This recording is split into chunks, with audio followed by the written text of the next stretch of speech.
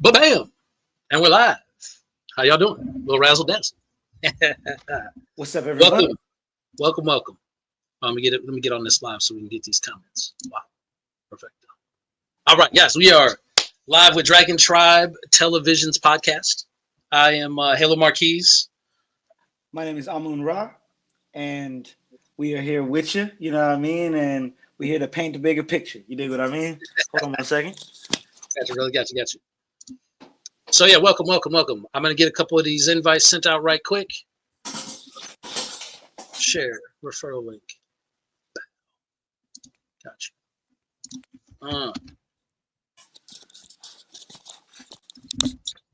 All right, tonight's show, the mythology of Christianity. We got a doozy for y'all today. It's gonna be a good time. It's gonna be a very good time. Oh.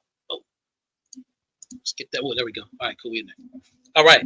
So before we kick it off, we did miss a week last week. I was doing my baby shower. So we definitely missed y'all, but felt y'all vibing and rocking with us. Had an amazing time. We'll see after we get into what we got to get into. Maybe we might tell that story. I don't know. But we had a very good time. And the main reason I bring that up is the episode before we had mentioned, yes, it is Facebook Live tripping, that we would be ending every show with Oracle or Tarot pull. And then we would follow up the next week to see if that did match the energy that we were looking at. Yes. Cool. So just go over real quick. We're using this Kemetic Tarot-ish, which we'll get into as well. And it was the 7 of Scarabs. All right. And what's cool is, I got to look at it ahead of time, and it definitely felt like it lined up very well. Yeah. And so the 7 of Scarabs is a man leaning his hoe, inspecting his crops. Even as he admires the quality of the golden scarabs he has nurtured in his garden, we can see that he's recently broken up the earth just in front of him, indicating that he's about to plant a new crop. His work is not yet done. At the same time, the expression on his face conveys tiredness and desire to take a break from his hard labors. So the position of it being upright in this case was the culmination, sustainable results, reaping your rewards, and the harvest. Right, while also knowing that you still have hard work, rest, retirement, all ahead of you. So it felt like a very proper thing to me, because we've really been working and cultivating on so many things for the show, for the music, for all these other things we're building within, all the things. And it definitely feels like we've been able to do some harvesting. Like we've been having being able to see the results and the work and all these new things that just been coming. So, felt aligned to me. I agree. The message of just being earnest, doing the hard work, seeing the results and the fruit, so to speak, the fruit, that comes from the hard labor and the humility therein, and making sure that you're keeping your eye on the prize, your eye directly on what it is that you're aiming to do, but being present. You know what I mean? Once you have done a lot of work that you're doing, but then you're in a present place in your life right now. My voice starting to trip out of nowhere. You good. But then, you're also present in your moment right now. And then also, while you're present, you're acknowledging what is to come. You know what I mean? That you still got work to do, but you also have a lot more fruit, a lot more relaxation, and a lot more, things that are very good that have come from the foliage of all the work that you've done. You know what I mean? So I hear that message loud and clear. I love it. It's perfect.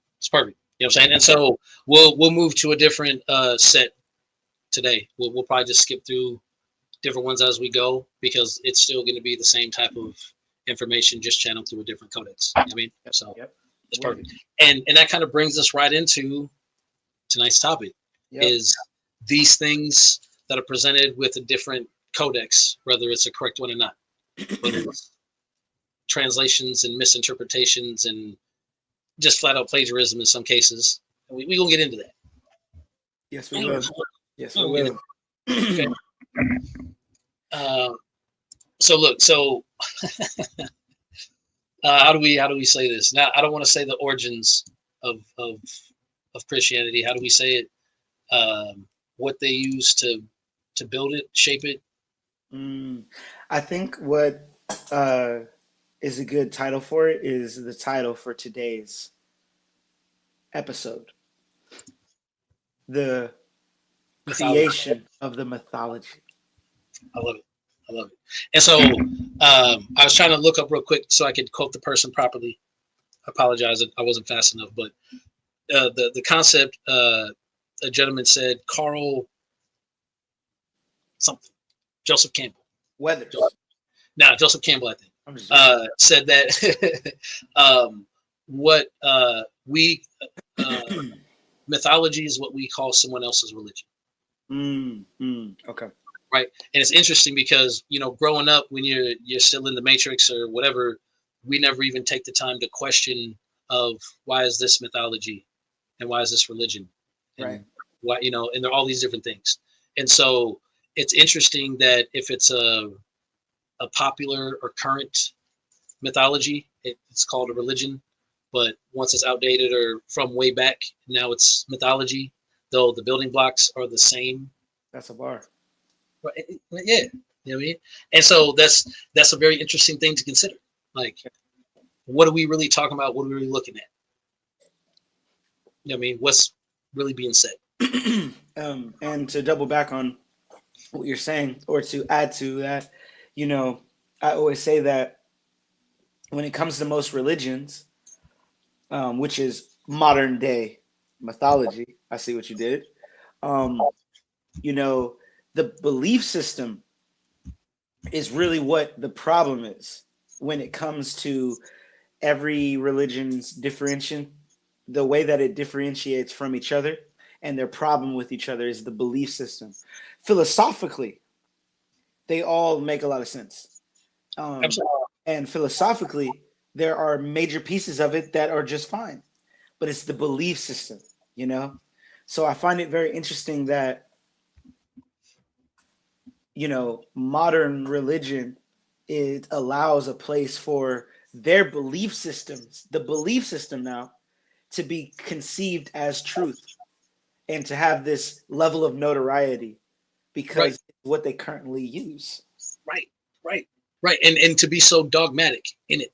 Yeah. I mean, and that to me is another big part of where we know it cannot be of the true divine because it's by nature to separate. Right. That part. So how Right. could it really be like that? Right. Isn't, you know what I Right. mean? And then from there, and we'll tie this back later. We like doing the loops. Yeah. Then that goes back into the control and the power systems that are created from such thing. Because if we remove that separation, Right. goes with it the power and the Right. control. Right. Right. The very nature of looking at something as we see it right now, then them taking the modality that we look at it, tweaking a few things, and then letting a couple hundred years go by. Then next thing you know, this very thing that we once knew looks very obscured. But honestly, you'll notice that there's certain key pieces that are exactly the same. We follow the sun, sun. They follow the sun, son. You know, and it's very similar values that have been stretched and tweaked of the truth. You Yeah. know, and those are the things that we need to get back to. Why not find out the truth from where in which all these things initially came from? You know what I mean? Why not? If you are a Christian and you do not know Hebrew, what are you doing? Why not know the original language so that you can understand what was really being said? Always remember, one word being off in a sentence will throw the entire sentence off, and one sentence being off in a paragraph will throw the entire paragraph off. So many things that Paragraph will throw the whole page and the whole book. And we didn't even get into this yet, but that was even in my mind where this conversation would go, because it's not just that this one system has been changed and developed this way. It's all the systems that have been built on top of this thing with a false foundation right from the rip. So if that very foundational piece is pulled, everything has to go with it. Right. And this is how we know how far off we are. Yes. Crazy, bro. That's like, and I think that's why people fight for it so much, because they know it's not really what they say it is, but it is the foundational building block of all the things that they get to take advantage of. Now, I, just as you, thought the same very thing. And for the most part, of course, you're not wrong. But what I noticed in my current job with, if you guys were here with us last week, I'm working with a dude that's a bit of a Jesus freak. Good guy, good heart, he's there. But he listens to this Christian music and all day. And some of the music honestly is pretty good, but it's just Jesus all in your face all day, right? We're driving around and that's just what he listens to. Then it'll be this sermon that'll come on. And it's like, what you got to understand is the God, the Lord in heaven, has the power to destroy the world at any point that he chooses. And honestly, when I first heard this myself, I was a little unsettled because I understood that God has the power to do what he wants to do. But when I heard that off of a whim, God could destroy anything. When I would drive around, I would have an issue. But then I read St. Luke chapter 7, 2:12. And what you got to understand. Of course. Right? Once I understood that the God that knows all things, the heaven and the earth, beginning and end, even is looking at little old me. Bro. That helped me sleep at night. Because I have to remember the power. And I'm like, bro, all day, this is what he's listening to, right? So what I'm getting at is that the sentiment that you just stated a second ago, that's where we all, as conscious folk, look at them in the fishbowl, right? You're in the fishbowl. You don't know nothing else going on outside of it. But bro, until I got in the fishbowl, I'm like, oh snap! You guys are being filled with this propaganda all day, all day. And told not to look nowhere else neither. Hence the fishbowl. Yeah. He don't know. When I pull up with my unk and my locks and I'm coming out left field to him. What do you mean? Yeah. Genie, I thought, I didn't know. I only had seen them from outside the fishbowl looking at him. And I just perceived, oh, you must know. No. Right. And some do. Most don't. But some do. Yeah, some do. Oh, yes. But some people are so caught up. They're so caught up. This is their everyday life, their absorption, Jesus coming back, forgiving them the sins, and until I know, I've never known a Christian to be able to work an 8-hour day and just listening to it's just all in his ear all day. I'm like, wow.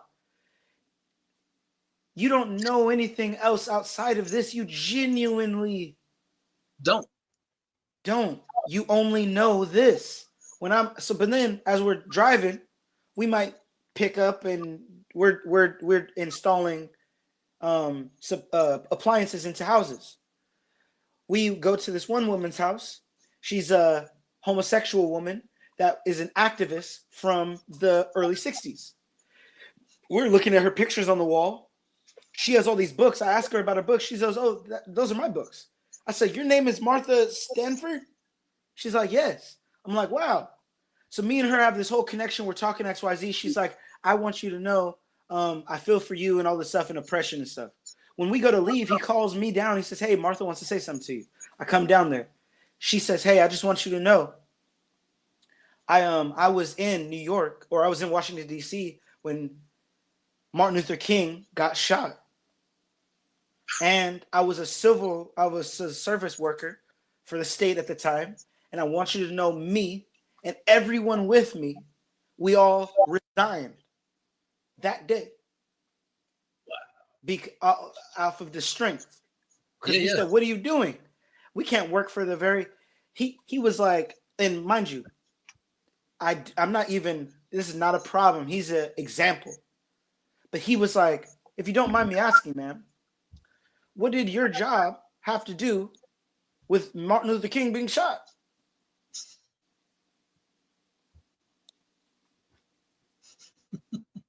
She was like, it was, I was working for the state. They're the ones who shot him." He Right. was like,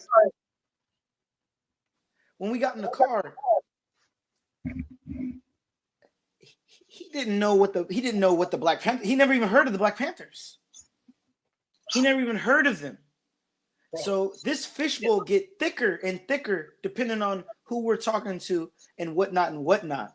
And how long they've been in. And what I've noticed is when we talked earlier about how we say and what we say, based off of my ability to communicate and code switch, so to speak, and talk with him in a world he understands.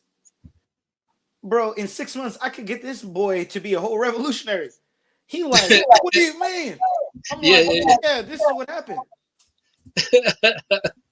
I'm like, yeah, bro. But if I went to him and was like, "You ignorant dude," first off, the white man, it would have thrown him off.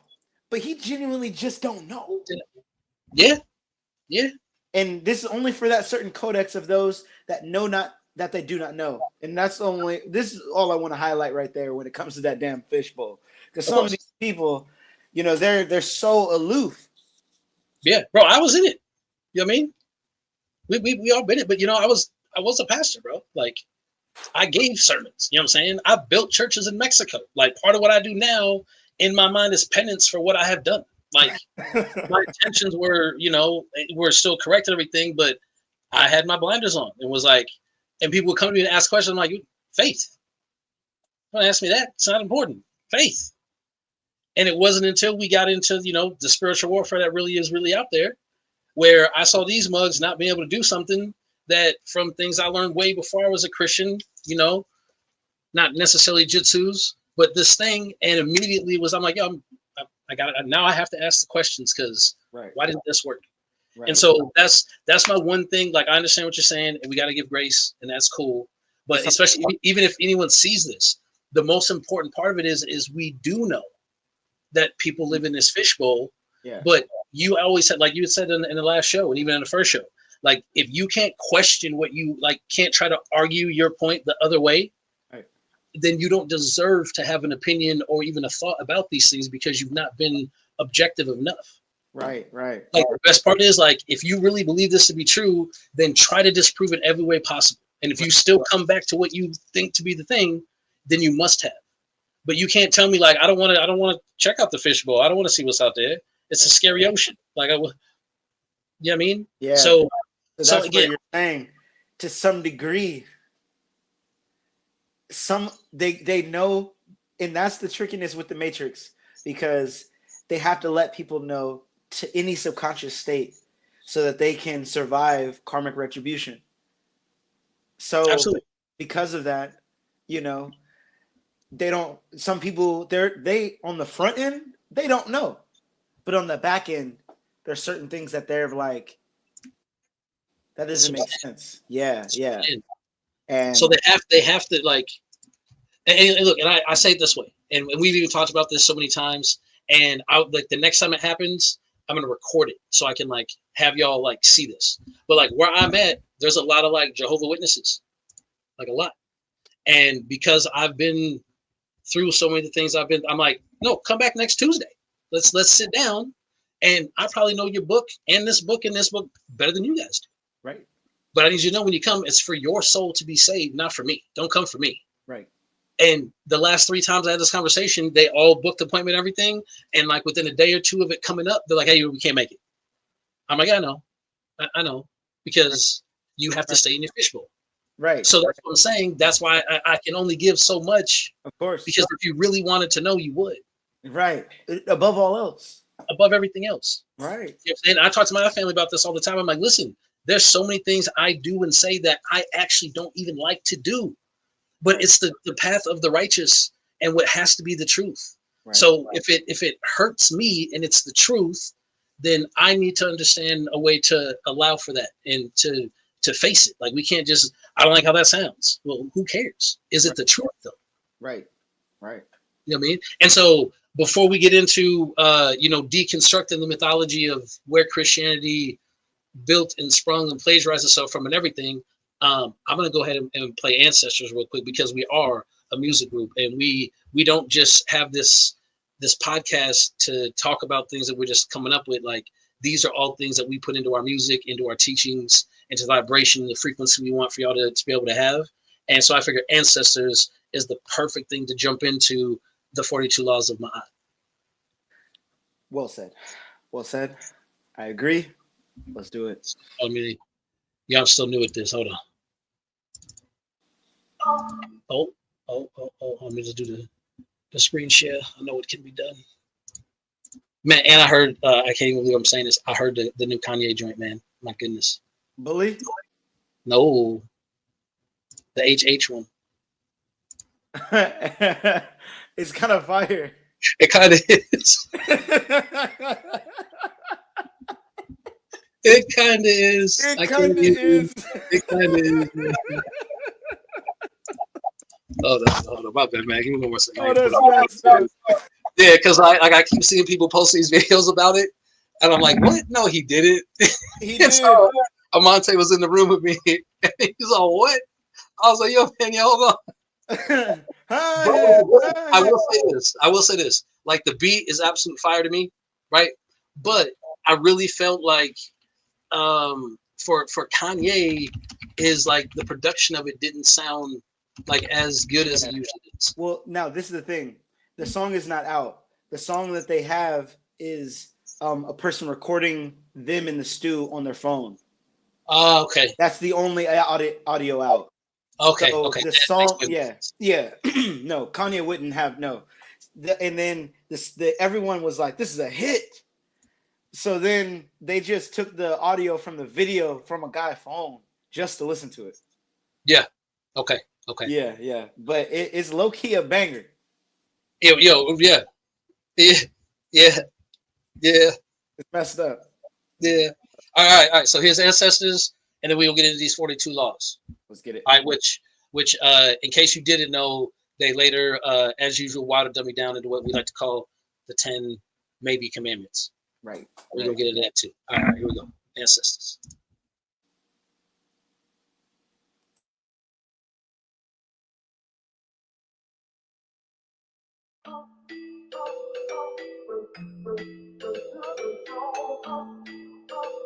Riding with contraband.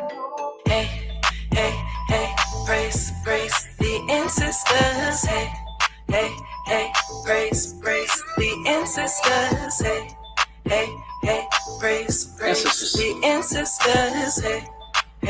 Hey, praise the ancestors. Praise to Yemiya and praise to Oshun. Praise to Thoth, the god of the moon. Can never walk in his shoes because he never had them. Barefoot on the earth, that's what you call grounded. Connected to this plane and connected to beyond. Been space and time like my ancestors was on. First language was song, first people and strong. Halo to Ra is like from dusk to dawn. The moon and the sun before time begun. The battle's been many, but the war is won. They say yes, my son. When I ask if I'm the one, I'm the yin and he's the yang, so Ra's the other one. Give praise to the sun, the water and the fire, the ground we walk on in the air that's much higher. It is my desire to be the wildest dreams. I'm the wheel of fire, so every night I sing. Yeah. Hey, praise the ancestors. Hey, praise the ancestors. Hey, praise the ancestors. Hey, hey, praise, praise the ancestors, hey. Let's pour some libation for the ancient nation. The spirit dances, we chant with a lot of sage. As we now come together for the elevation, I raise my hands up high and I gotta praise. Gotta thank them cause they never broke the mode. Because of them, there's many more of me to go. We shot ours from the center like a free throw.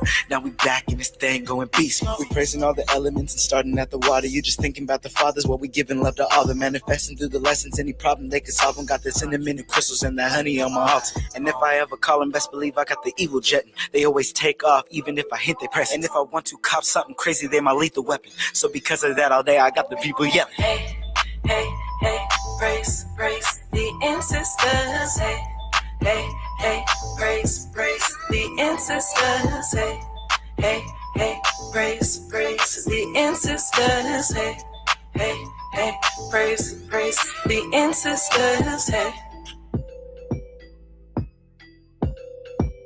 hey, the ancestors, hey. Monster track. Yo, that's a banger, bro. I haven't heard that in a while. Autumn, who I'm working with right now for the Mistech Rising, they was just out on Maui and Big Island. But he said the whole time he was there, he was bumping Dragon Tribe. Really? And Ancestors is his number one. Wow. And I was like, yeah. And he goes, yeah, man. I was like, yo, we really feel like that's the heart in the first place. Yep. So anytime our music can go back there for the ancestors, man, like, thank you for that. Wow. So we was just playing in Hawaii. That's amazing. Yeah. Bro, that's crazy. Like the messages I get from people, or the amount of people that know our music that I don't think a lot of people like, it surprises me. I'm like, man, thank you. Like it's cool. And it's always on like people that are really on this consciousness and really trying to be on the path. And you know, that's again why I make music is not teaching. You know what I mean? So that was beautifully said by you. Yeah. So it's good. Yeah, Ancestors, Dragon Tribe. Make sure you got all three eyes in that tribe. You know what I mean? Also, that song is on all platforms. You know what I mean? Enjoy the music that is on all platforms while it is. You know what I mean? Yeah. You can find that on YouTube. You know, we'll definitely have some music videos and AMVs and lyric breakdowns and just the whole nine, and a lot more performances on its way for sure. Yeah. And I've been posting a lot more of the stuff, just getting more traction. And there's a couple groups that people have been throwing me in. It's the growth has been really nice, very nice. Yeah, bro. Organic, you know what I mean? That's my favorite. Now let us get this, you out to here with the lake joint. You know what I mean? So after that, that's all content. Oh my god! I'm Yes. just saying. You know what I'm saying? Yeah. And you know, I'm over here like a D&D nerd and all that. You know what I'm saying? I rolled a 20, bro. That's a crit. That's an absolute. Yeah. I'm just saying. I do it again. Okay, I got a 17 that time, but the first one was a 20. I'm just saying that's a. Yeah. Look, because I mean, bro, it's bound to happen. It's bound to happen. It's bound to happen. Okay, so look, let's get into this. So that was Ancestors. I said that because I have this hanging up in the house. Okay, the 42 Laws of Ma'at, which this is the original real script. If they got to be one. You know what I mean? Right. And so I'm going to read through just a couple of these really quick. We're not going to go through all 42. Maybe, you know what? You got an idea. While I'm, hold on. What I could just do is pull it up, and then we can just show it on the screen. Okay? Yeah, perfect. Because look, what people don't understand is when we talk about the deconstruction and the mythology of Christianity, right? Is the best story ever told is the part that borrows different truths from different places, so it's relatable to everyone while reconstructing it to the path, right? So if we look at the 42 Laws of Ma'at and then go, there was 42 laws and ways to live a divine and righteous path. Right. And the way, look, while I'm pulling this up, explain to them how did our people do it once ago? Like, okay, so the 42 Laws of Ma'at, which are constructed based off of the universal and elemental principles of life, okay, to keep a righteous and light-filled and direct, connection with what you're supposed to be doing in life. That is the birthplace and the need of those initially. Every single day in Kemet, from young to old, we would say all 42 of them, 5 times a day. and we would start at school when you're like what we quote today is like pre-K. Kids younger than that were already saying the 42 laws of Ma'at and making sure that you repeated it and repeat it and repeat it and repeat it and repeat it. Just as today, they Yep. will spew a lie back and back and back and back and back and back and back until it becomes the truth. In that same way, we understood the power of vibration and repetitiveness and consistency. So, Yes. by way of repeating this to ourselves 5 times a day, it will be harder for you to do things outside of what this codex is saying that you are to do. And he's going to read through all of them, but just for instance, I have not committed sin. I have not committed robbery with violence. I have not stolen. As you are affirming and affirming and affirming and affirming and affirming each one of these things, your ideology is going to stay in a based place. Yeah. It'll be programmed. Yes. Yeah. It's the same thing you were just talking about earlier for the Holy Roller dude. You know what I'm saying? All he listens to and all he knows is the same propaganda. Right? So imagine that you've only got those 10 when there's really supposed to be 42. Right. And also, my understanding of it as well was out of all the times that they said it in the beginning part of the day, they would say, I will not. And so proclaim the affirmation, I will not have done this. And then at nighttime, they would do a check-in, I have not, to keep themselves accountable. So Now, it wasn't. Yes. Now those other ones, those are called the 42 negative confessions. So I appreciate you taking it there. Once you have said the 42 laws of Ma'at, then at the end of the day, you do a checklist with yourself. Okay? With yourself. Come you didn't on, need man. you didn't need no other person. You need a congregation. You didn't need us. You knew who you were. Yes. All day, and then you reminded yourself and double check that at night. Right? And it's the same thing, like similar to like a lot of people don't know the level of like how Japan currently is with their honor system. Right? But it's a self-honor before anything else. Right? So like as an example, if you're serving sake, right? Just for another person to go to reach for their glass before the host has filled it is a type of disrespect to the host of, oh, I wasn't paying enough attention to be a good servant. Like it's a guilt thing to him, not because other people are pressing it. It's that level of ownership. So when you get outside of these religions and start having these personal experiences and really wanting to be on the path, not out of, oh, I get this reward at the end or I don't get punished at the end, but just to be on the path, all these things become very easy and very clear. Right. You know what I mean? So yeah, so the 42 laws, right? It's up on the screen. We got to read it through all. But what I want to touch on is if we go through these, I have not committed sin. I have not stolen. This is thou shalt not steal. Right? It gets into I've not stolen what belongs to a god or goddess. I've not overstepped my bounds of concern. Like you understand? Plain men or women. There you go. Thou shalt not kill. Right? It's the 10 are in here and then some. Right? But what I want to point out is there's things that are in here that don't affect other people. It's a thing that I'm holding myself to this accountability. And a lot of times people right now are what's society's perception going to be. Right. So I've not overstepped my boundaries of concern. Bro, as many people as we've coached, how many people's problem is because they've overstepped their boundaries of concern for other people's things. Right. So imagine instead of growing up with just those 10, you had these 42 that you were building from and that you were structured around. It's a whole different version of everything. And taking it from a child's perspective, which the 10 commandments are immature, respectfully, and childish.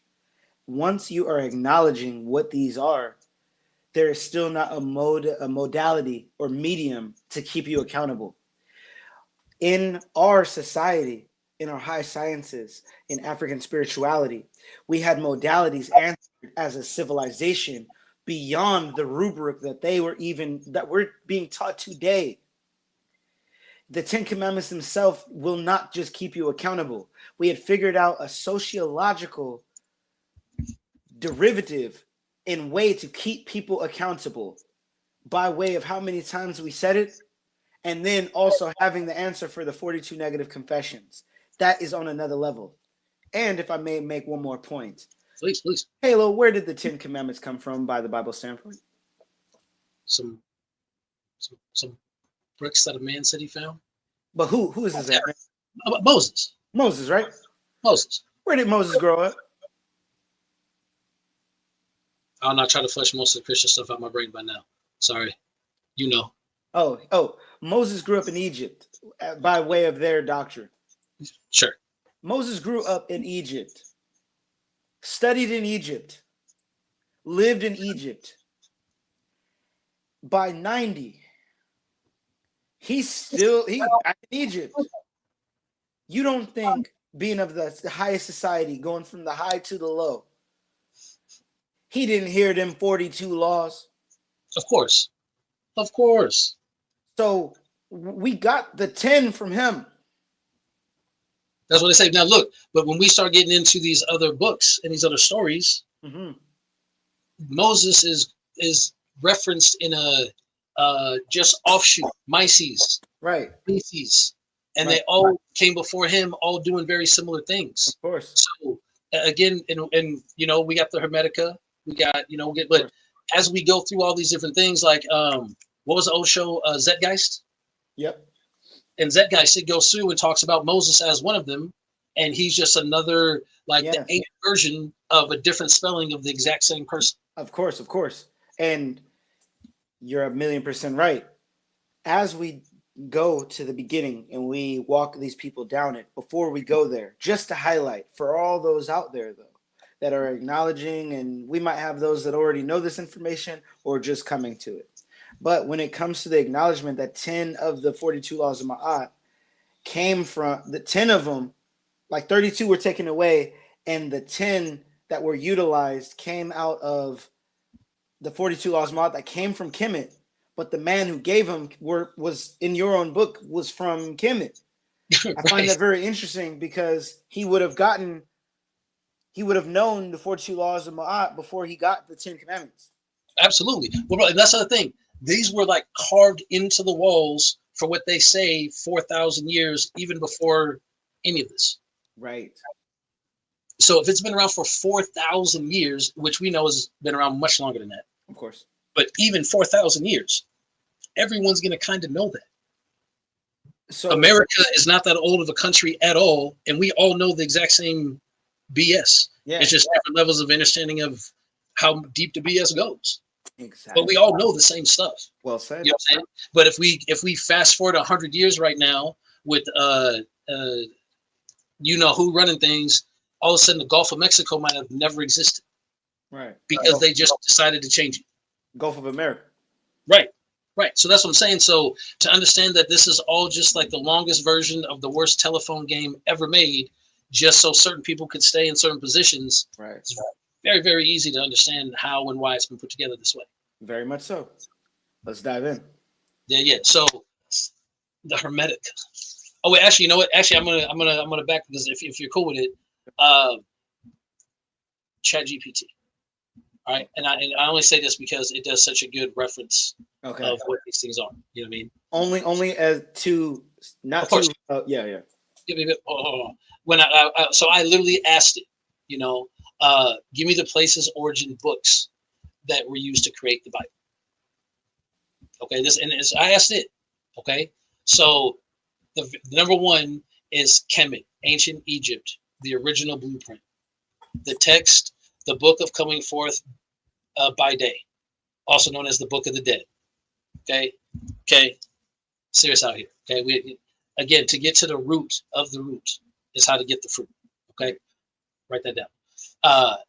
So concepts out of this book that have been plagiarized, the concepts of judgment after death, the Book of Revelation and the Last Judgment, Osiris resurrection myth, precursor to the Jesus story, Ma'at, divine order, 42 laws, moral foundation, stolen, simplified to 10 commandments. You know, so this is what it said. Okay, don't yell at me for just asking questions. In this place, it says came from the Nile Valley, Kemet, now Egypt and Sudan. Okay, so concepts like resurrection, the Holy Trinity, Osiris, Isis, and Horus, the soul's journey, all predate Christianity by thousands of years. Right. Now, if we know that to be a factual thing, why are we playing this game? Right. This is where it gets interesting. Well said. Because when people want to ask, or rather, when people want to make the statement, that we were given Christianity in slavery, that's a very loaded statement. Because Bro, it really is. And look, even when you say that, like, my wife's family is Hispanic. They're very Catholic, right? And so, what was it? John Leguizamo's. He got a Netflix special, Latin History for Dummies, or something like that. And this man goes all the way back into the Aztecs and the Mayan and all these things, and literally talks about how they slaughtered all of these people. And in my mind, this is not, to my knowledge, my ancestry in any way, shape, or form. And I'm still feeling like, how could y'all possibly have this in your house when this is what happened to you? Right? And these same, and this was crazy to me, these exact same people are the same ones that go, and not just them, love y'all, do y'all, but I'm just saying, that are like, oh yeah, I'm making my ancestors proud. I'm like, how? Right. If you, and especially if you, if you are people, what I'm saying, if you melanated, and like you said, to know this is what happened and when it was given. And even, bro, and we know even the slave Bible had parts taken out to take away our want and need to revolt, right? Like, bro, we didn't even talk about this. Netflix has been doing this now to different movies. What? Taking out the parts that talk about revolt, only in the American version. So like the Robin Hood that's got not the original one. Russell Crowe? Yeah, that one. At the very beginning, there's like a scroll thing that comes up that talks about that the bandit will become the champion of the people when the government becomes corrupt, and it like writes it on the scroll and everything. Well, now apparently the Netflix version, it just has a scroll with none of the wording coming up at all for 10 seconds. Wow. So, but that version is only in America. Right. Now, here's what's weird. I just had my son watch Demolition Man. Did I tell you this? Yeah. But this is not a Mandela effect, though. Right. They paid them to take out Taco Bell and put Pizza Hut as the main company that won the franchise wars, where for years it was Taco Bell. Why? But because Pizza Hut paid to put that in, that Pizza Hut won the franchise. Right. What's so funny is when they're talking, and this is how you know it's not a Mandela effect. When they're talking, their mouth literally goes Taco Bell. And in the credits, it says Taco Bell waiter. But like where the Taco Bell sign is, it's like this whack-ass CGI Pizza Hut thing. Wow. So I'm just saying they will change whatever they want to change. And if you did not know, you'd never know. Right. So you really have to ask and really dive into, what is this? And be willing.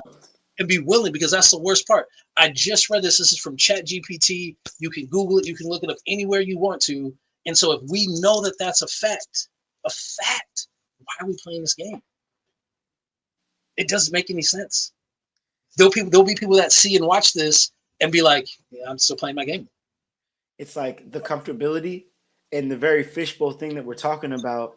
It leads into this world where their elders and the people, their predecessors, going back X amount of time, just as you said, if 100 years go by and someone who's born now have a child that has a child that has a child that has a child that has a child, they will argue that it is Gulf America. 100%. Because of time. Of course. The time discrepancy problem that we have yet to be able to fully master and figure out. That slain us once ago. And to this day, we still need to figure out how to make sure that what we know now can last. Because as we leave and our predecessors come and our children and the children and children and children and children of children, they're going to do new rules and new things based off of what they want to do then. Yeah. And, really, exactly what you're saying. This is what happened to me and my son. That's because he'll tell me he's watching things and I like to quiz him. Of course. And I was like, yo, what did you think about the Taco Bell part? He's like, you mean Pizza Hut. And look, and that's one generation. Right. Imagine us trying to make a model, like, exactly. We're trying to figure out a. If I didn't ask him that question, right, he would have went on to think it's Pizza Hut for the rest of his life. Our ancestors, as we're going to explain in just a bit, set up major rules and laws that we were supposed to abide by that led them to be very successful. Right. As generations continued on, they let new different people into the civilization. That's how the Hyksos got there. Right. You know what I mean? Hyksos is people from afar and people basically being allowed to come into Kemet, Egypt, and change it and evolve as we began to mix in stuff with other people. New kids becoming is crazy. Became, and then once they are there, some of them got into power and they were like, matter of fact, drop that whole wall, let all of them in. Right. And that is how we over time lost our ground and our footing of Kemet, you know. So now I want to say as well, it's a very interesting thing because when we just went on this tangent right now talking about how the average individual that thinks that Christianity was given to Africa, what most people don't look at is the fact that Christianity was in Africa before it was Europe. Right. So once we're looking at the concept of every piece that you just got done saying, resurrection, life after death, the virgin birth, all these different things. Real quick, this last week, so this the week that we went in, the virgin birth, right? So just on that real quick, and we'll keep it moving, but that's very important because that's, again, another part of this pulls a jingle block to where this thing needs to come falling down. So if you go in, what's the word called? Concordance. Concordance. If you go to concordance of what the actual original translation of said Bible, the word virgin simply meant an unmarried woman. It didn't mean someone that had not had sex. So this changes the entire Immaculate Conception completely. Yes, and this right here is not something that we're just saying randomly. Do your own research. That is all we ask. Go and look up with the concordance of what the Greek original terminology that the word virgin comes from. Before Latin. Before.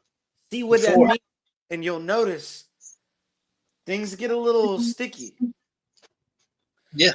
And so look, exactly what you're talking about. Number 2, and as I didn't even know about this part. Like I mentioned, it says number 2 is Ethiopia, right? Axum and Cush, right? The root of original Christianity. The Ethiopian Bible, the Gies Canon. Right. Now, when it comes to this Bible predates the King James Bible by at least 1,600 years. You know what I mean? Or at least a good 1,400 years by Cush is my savior. Hey. By that's a more that predates them by at least 1,400 years. So when we're acknowledging Axum, now Axum, what is Axum? Now, mind you, side note, what we're explaining right now is how Christianity came in and got its foothold and usurped the original teachings that the base of those same qualities were already there, but they gave their new flavor to, and how that new flavor was even birthed is what we're explaining right now. Before the flavor was even birthed, what happened is there was El-Kibulon, which is one of the old original names of Africa. Now, in Ethiopia, which is the cradle, there was a country called Axum that existed at 1 AD. Axum basically was like a pre-Catholic variant that, and not Catholic because Rome adopted a version of our African spiritual system that came from what a Greek philosophy, whatever they believe in their pantheon of Greece.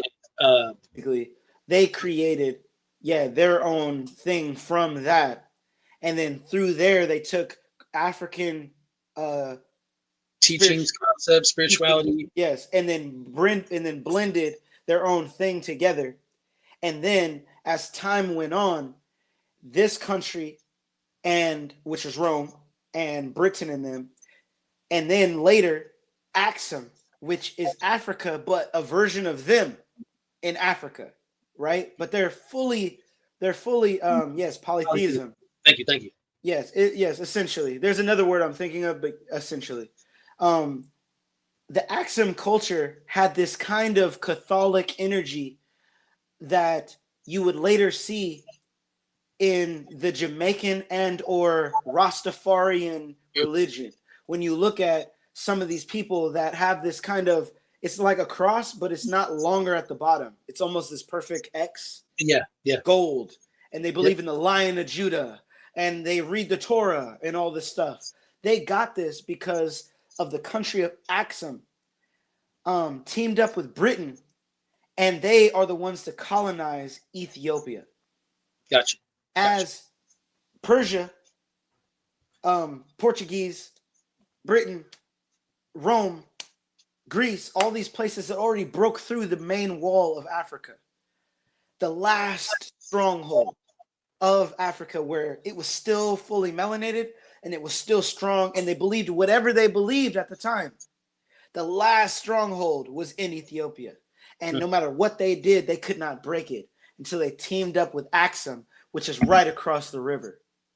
Axum teamed up with Britain, and then they broke into Ethiopia and destroyed the last stronghold we had.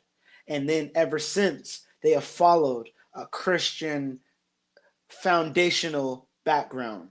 Yep. And that is where we're at. Now, look, even for that, and again, guys, this is why, chat. During this time, the Ethiopian Bible was contained of 81 books. When it became westernized, it dropped down to 66. That's how many that they removed to take away from the truth and take away from the true what it is to understand this. And what books did they take out? The book of Enoch describes angels, fallen watchers, is banned in the Western canon. They took out the Jubilees. They took out Tobit. They took out Estratus. I believe there's a book of Mary. So just to highlight real quick to everyone, people don't even know. First off, most people don't even know outside of the current King James Bible that there even is a Torah. First off. Secondly, some people don't even know that there is a Hebrew Bible that actually exists that they can read. The average individual only really read the King James Bible.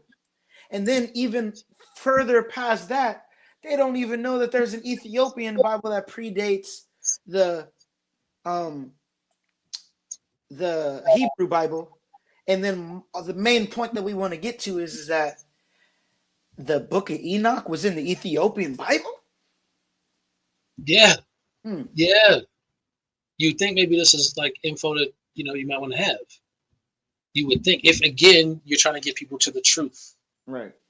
But if you're not, then the same thing they do now, don't read these other things. Right. Don't even read the original Bible. Right. Don't even read that. And then what's crazy is I was talking about this earlier is when I was talking about, something being built on such a shit foundation. Absolutely, Stephen. Yeah, ancient knowledge, he said, makes him mad how much ancient knowledge has been lost through the war and religion. 100%. 100%. And so think about this. When it dropped from the 81 to 66 books, right? I'll run through them quick. Book of Enoch, Book of Jubilees, 1 Megabion, 2 Megabion, 3 Megabion, Book of Tobit, Book of Judith, Book of Wisdom, or the Book of Solomon, Ecclesiastes by Sirach, Baruch, 1 and 2 Estratas, the Prayer of Manasseh. These are all books that were removed, right? And these books are, chapters, pages and pages and pages, right?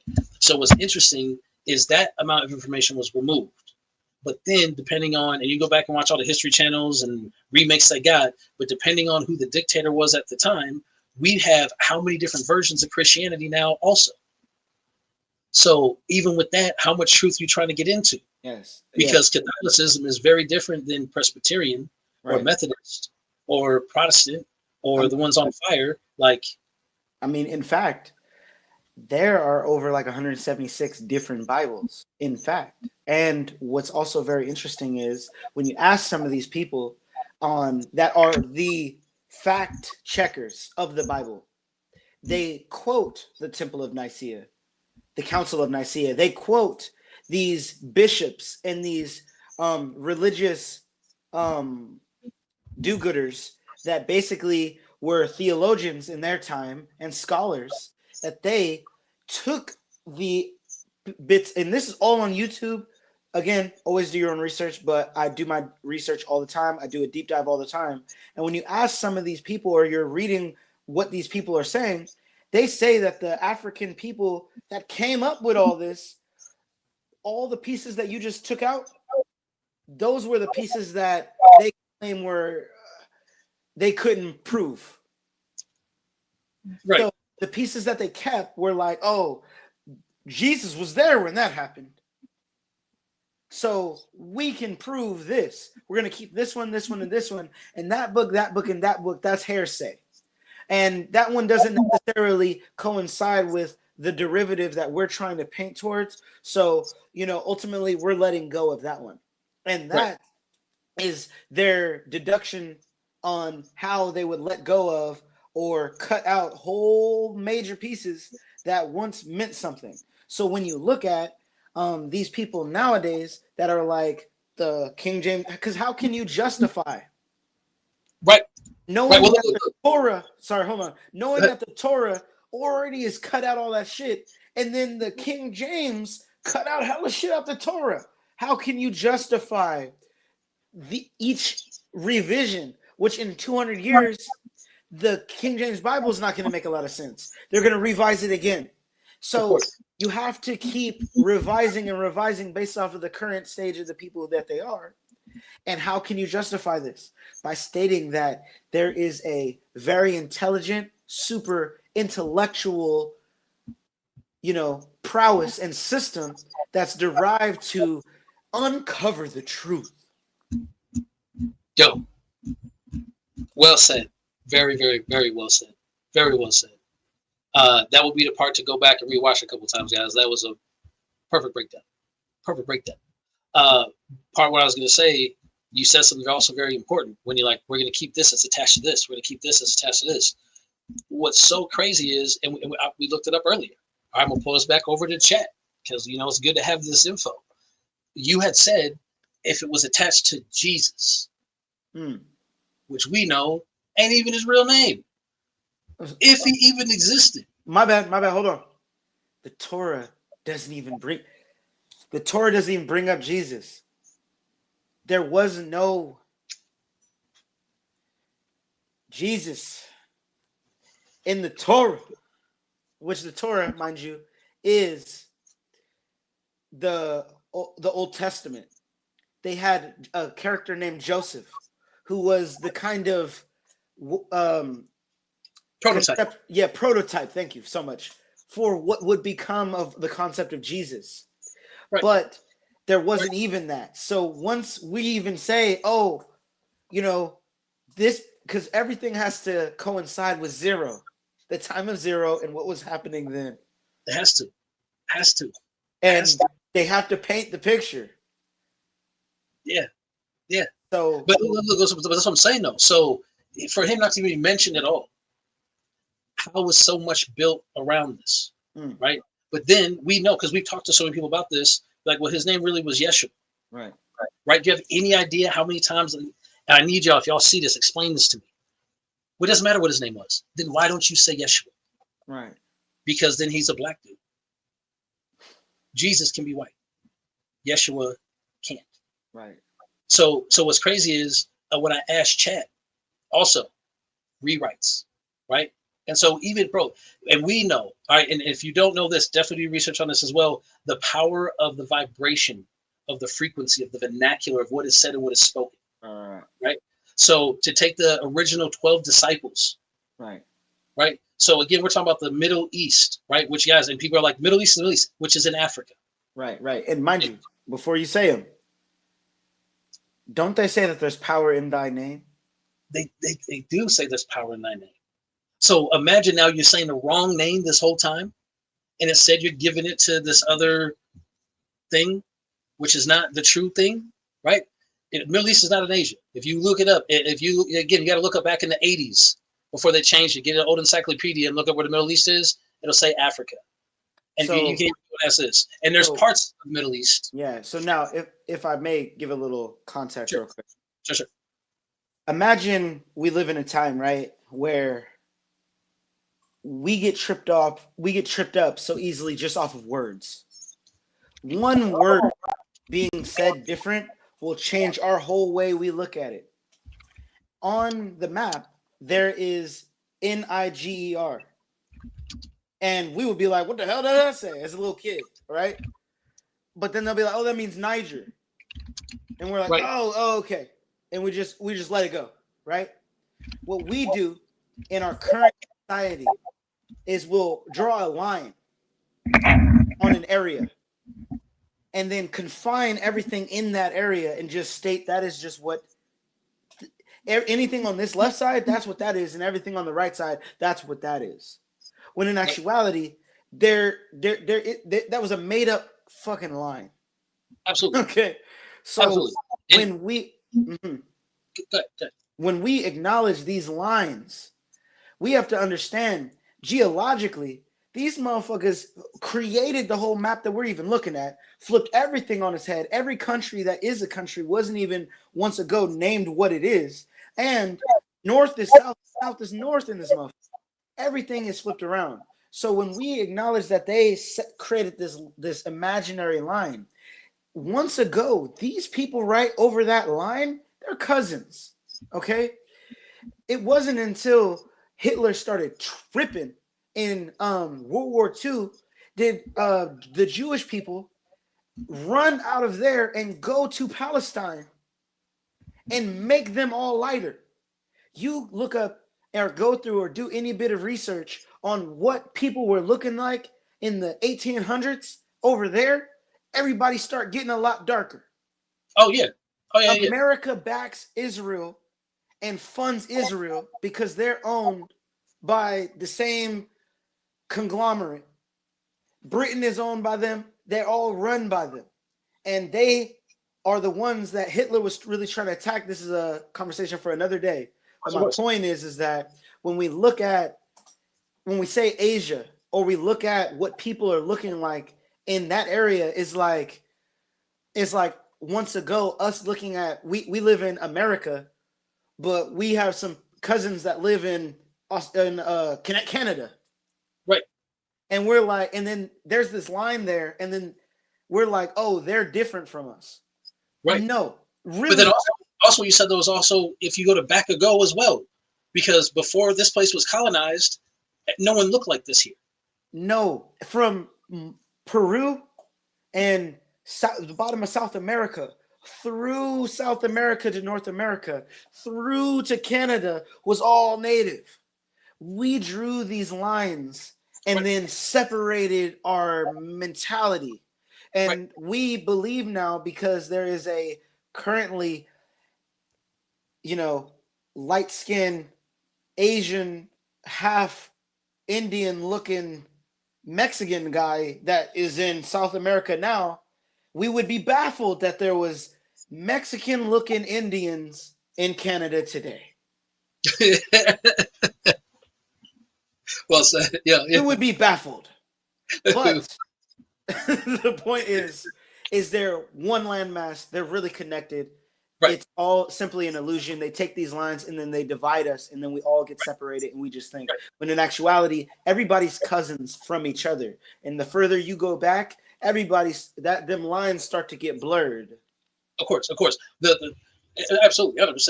And if we want to get overly technical, I mean, the sea divides it. So the Middle East is a whole area, but when we're talking about Egypt and the Middle East, that's Africa. If we're talking about Israel and these other places that are more, that's fine. But the point I'm making is there's not a Peter that you're going to find there. There's not in the old Asia or in Africa. Yeah, Peter, John. We want to call it Africa or Asia. You're not finding Peter and John and Andrew and Philip and Bartholomew and Matthew and Thomas and Jay. You're not finding them. You're not finding that Simon, Judas. You're not finding them. And exactly, Stephen. Exactly. Yeah, absolutely. But when I asked chat, it says Peter's actual name was Kepha. Why would we change that name? Mm. Maybe because Kepha doesn't sound like someone that looks like someone that's supposed to have the power or to have walked with the one. Damn. But Peter does, right? James was Yaakov. Does that sound? Again, Yoshan, Matthew, Toma, Yahuda. These sound like African ass names. You know what I'm saying? Because that's what people, you know what I mean? In the Ethiopian and these things. So again, if we know they change a part of it, then how would they not change all of it? And so at what point can you be connected to how real the story is, the lessons and parables? Right. Fantastic. And, but where did the root come from? And if I may, real quick, I honestly, to some degree, don't even see a problem with them changing it. The problem with them changing it only becomes a problem once they use it as a colonizational political power to convince and strip the world of how everyone sees it. If Asians want to use a figure of divinity that looks like them, that's fine. If white people want to create theirs, that's fine. The problem therein comes in once one of them tries to globalize and force itself on all of them. Everybody wants a God-looking thing that looks like it's themselves. Nobody has a problem with that. I don't even mind them doing it. The problem is that all of us are being usurped in a universal thing that this nigga is the only way to the source, and that he looked how they're saying he looked, blonde and blue-eyed. And this is and his name was Jesus, when that just means Jesus, hail Zeus. It's like, bro, what are we even doing? His name wasn't even this, my God. Right. So it's just like, I get the point to change it, because to some degree everybody a little prejudice. Everybody a little prejudice, but to some degree it becomes a problem if one day we know right now in our state of mind that Buddha was at least some type of Asian or dark Asian looking dude. But 300 years from now, there's a clan of white people that they want to follow the time of Buddha. They stop feeling comfortable with the fact that he looked Asian. And then in that time, they say he never was. Right. That's what the problem. That's yep. The problem is I just exactly what you're saying. I just saw one of the master teachers talking about the UN wants what all African tribes have always done. If you want to have unity throughout everything, no African tribe or people has ever pushed their religious or agendas onto other people. Right. They may come and offer, hey, this is what we know. Do you want to do something with it? But we've never done that ever in the history. Right. And it's funny when you said, hey, Zeus, it's another part of what we was going to get into, right? Is if we go and look at even other religions and other mythologies, they've all been carbon copies and repainted and refigurized from African principles. It's true. Right. And what's funny is, again, same thing, guys, go and ask chat, go ask Google, it will verify these things that we're talking about. Right. We'll keep going through the axiom. We got the Kemetic. Oh, you actually touched on this a little bit earlier when you're saying then we had more Persians coming in, all these things, right? So like the Egypt that we have now is not the Kemet that we had once ago. Right. It went from very Afro to very Persian. Yes. Right. And every person I know that's gone there that's not of melanated descent, they say when they go there, none of the locals have any reverence, any real respect, anything. It's just tourism for them. Right. And so you can see the disconnect when you actually go. Right. Which is just is wild. Right. Okay, now what would we have? The Bhagavad? Yeah, the Bhagavad Gita. Yes.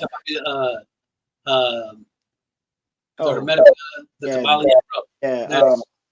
So basically, Christianity, when they created the concept, so there's a term or a state where a group of people called the Council of Nicaea, they came together and created the current form that we right now think of Christianity, with white Jesus, who's really Caesar Borgia, the son of Pope Alexander IV, okay, the Pope of that time.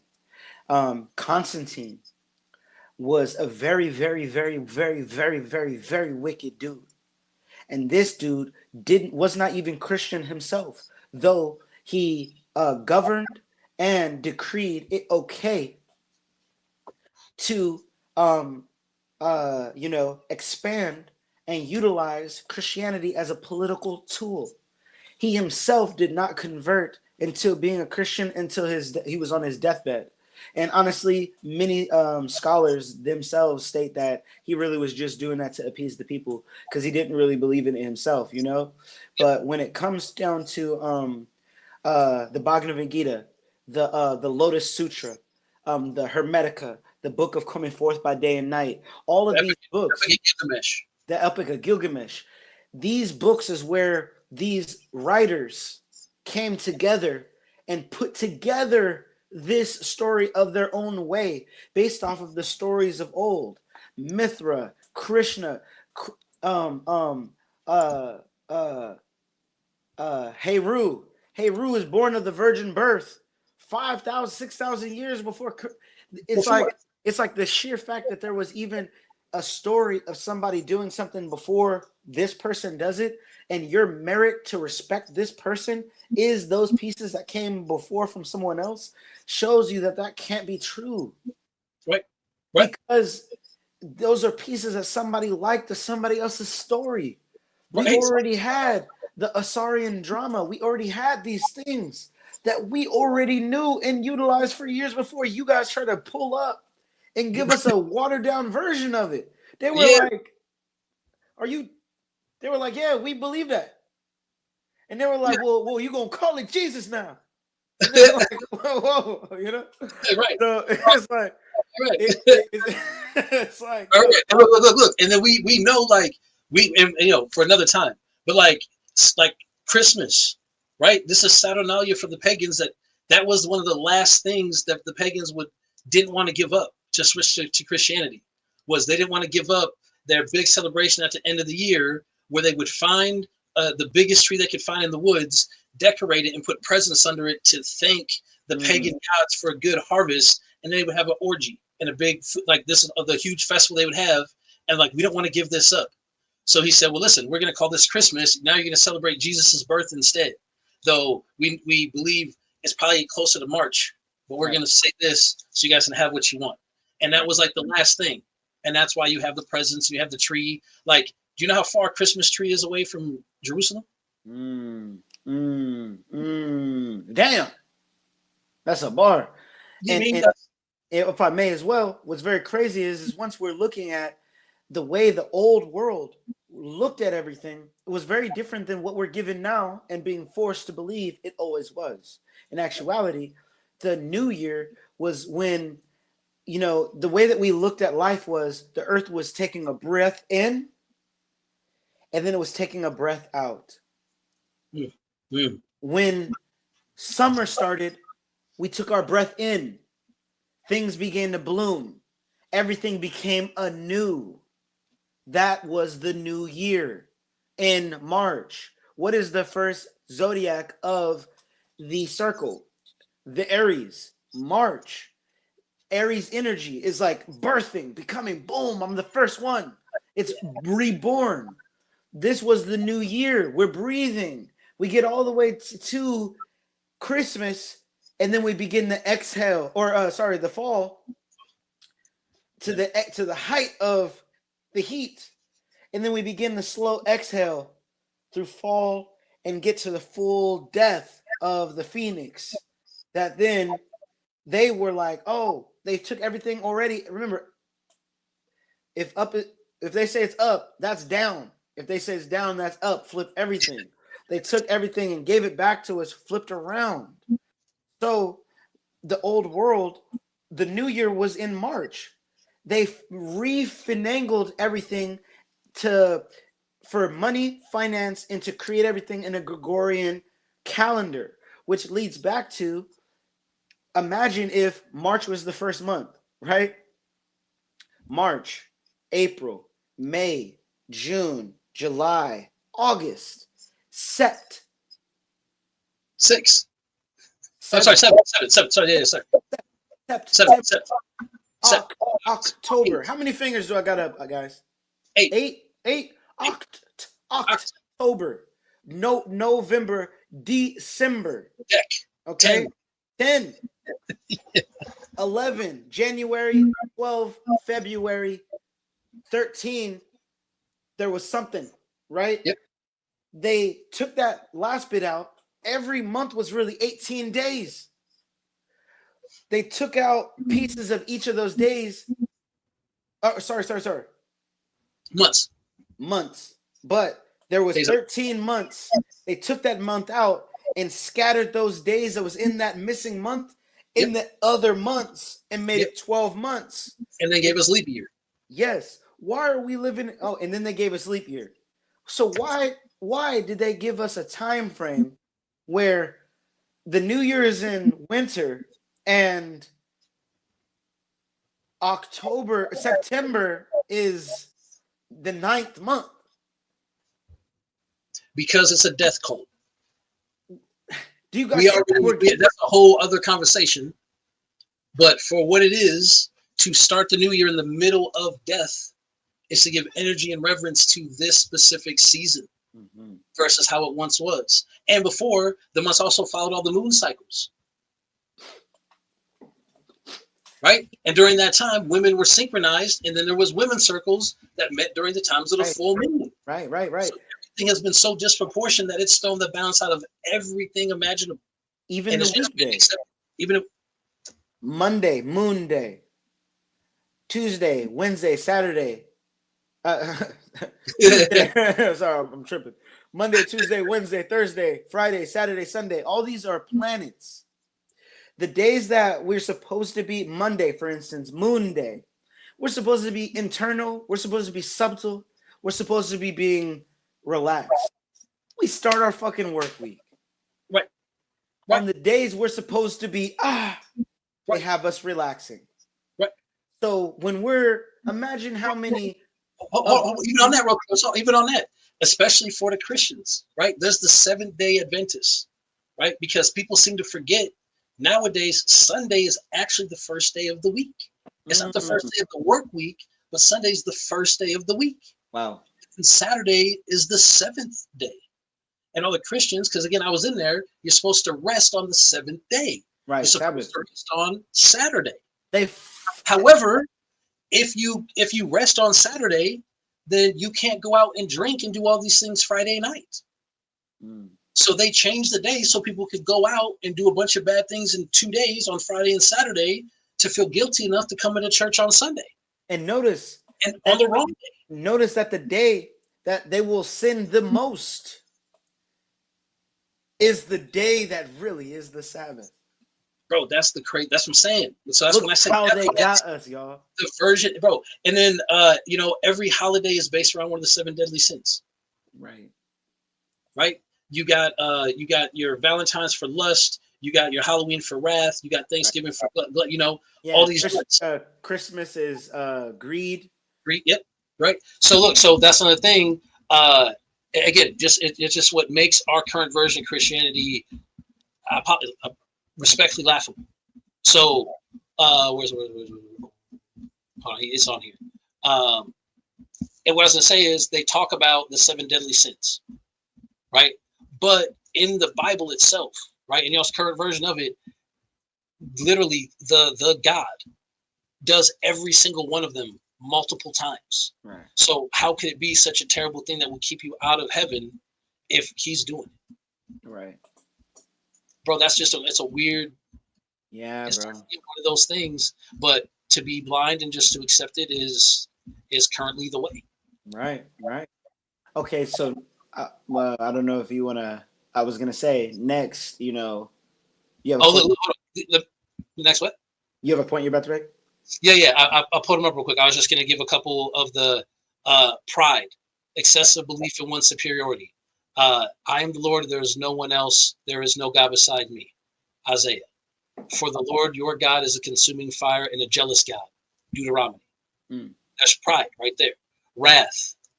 I ain't even got to read them. We all know the wrath of the Lord. That's what they say. Envy, for I, the Lord God, am a jealous God. Should be envious. God constantly punishes Israel to going after other gods. So how could there be only one God if he's punishing someone for going after other gods? Right. When he says you will not follow another God than me, it's completely contradictory to the fact that there's only one God. In actuality, there's a heck of other gods, but you just want them to follow you. Right. Lust, uncontrolled desire, passion. I mean, if he really did that to a virgin, I mean, that's, God demands intimate loyalty and uses sexual metaphors for betrayal. Hosea in Israel has an adulterous wife. The Bible writes often and projects human lust onto God, desiring for obedience and submission. Greed. Bro, remember in Sodom and Gomorrah, the dude who his brother passed away, and then he slept with his brother's wife, but then God wanted him to come, and create a child with her, and then he didn't. He pulled out and on the ground, and he was punished for it. So I'm saying there's a theme. It's given Zeus. I'm not gonna lie to you. Listen, if you guys ever read anything about who Zeus was? This dude was an asshole. Oh, and then some.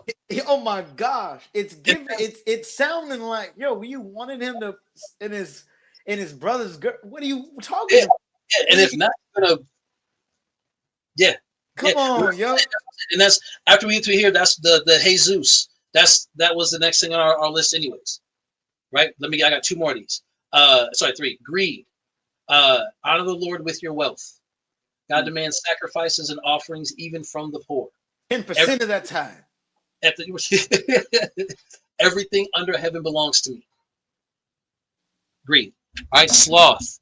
During the oh wow. See this? I'm telling y'all gotta get your chat right. Sloth, laziness, inaction, and apathy towards responsibility. Scripture examples. It says none. But during the Holocaust, slavery, and child abuse, God is always silent. Damn. Bro, that's cold for chat. That's cold. The problem with divine inaction in the face of suffering remains one of Christianity's deepest contradictions. Because that's the other thing also, and we talked about this before off this, but if he's all-knowing and all-powerful and all good as they say, one, why would Christians ever pray to him? He already knows. If you believe he already knows, why would you say anything? He already knows. Right? If he's all good and all powerful, then why do you have to let his son or kill his own son to erase sin? Why didn't he just go, there's no sin? This man created the heavens and the earth and everything that y'all think. Well, he created sin. Right. But for why? Right. Why would he? We didn't even need it. And this is the cold part. The Jesus freaks out there believe that Jesus is God. So he sent himself to save us from the wrath of himself. Right. And he let himself die on the cross for his shitty work. Because of what he was already setting up everybody to do based off of a path he set them all on. Right. And he knew everything that's going to happen. That's what they say. He knew everything.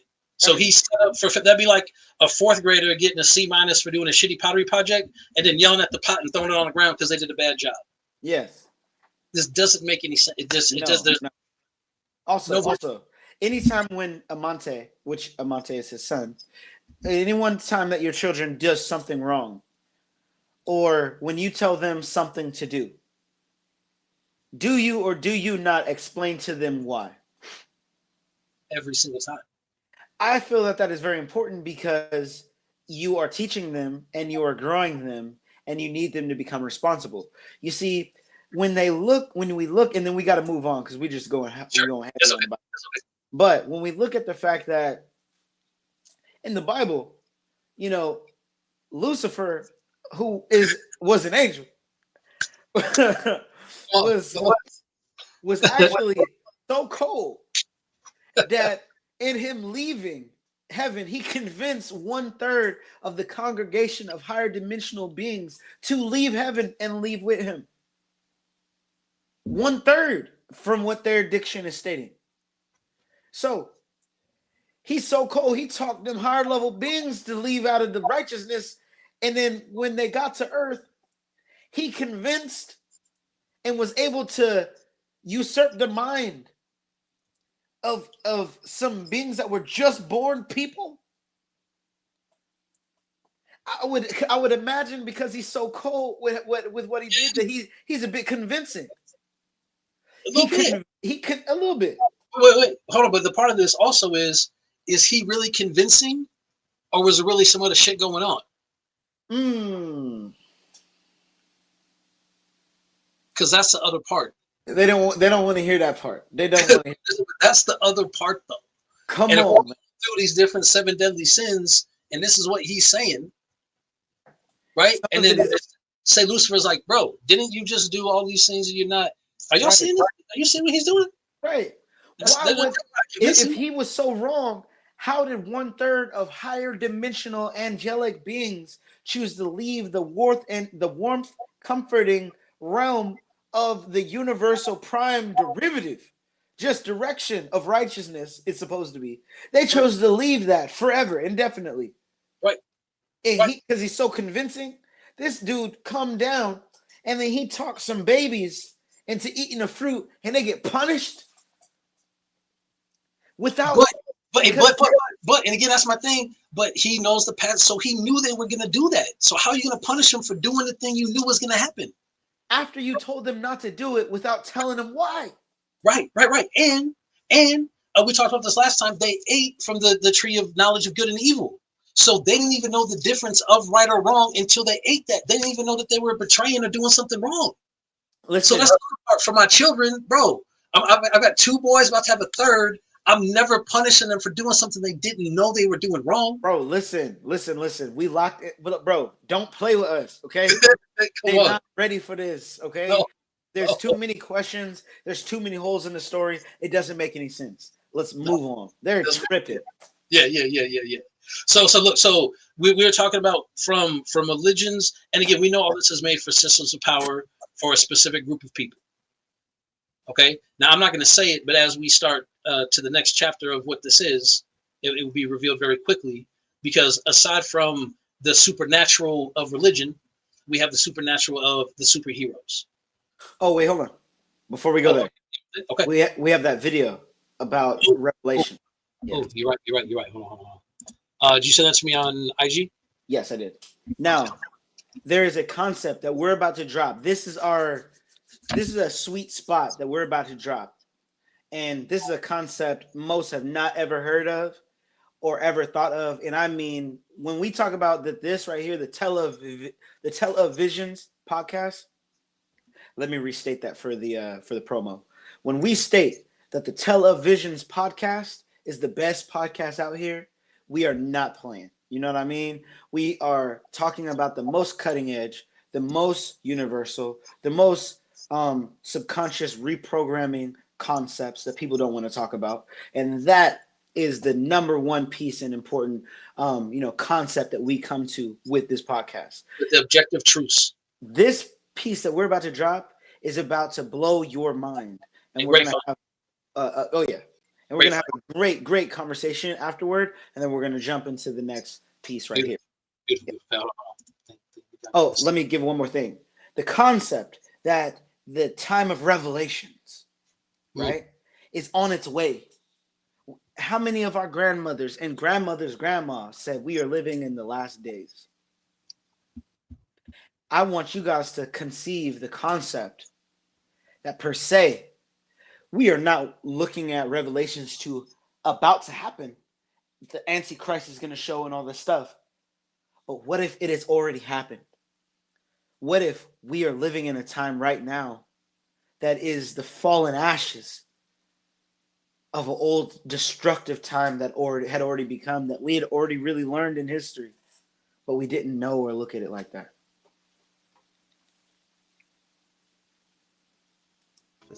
Wrong.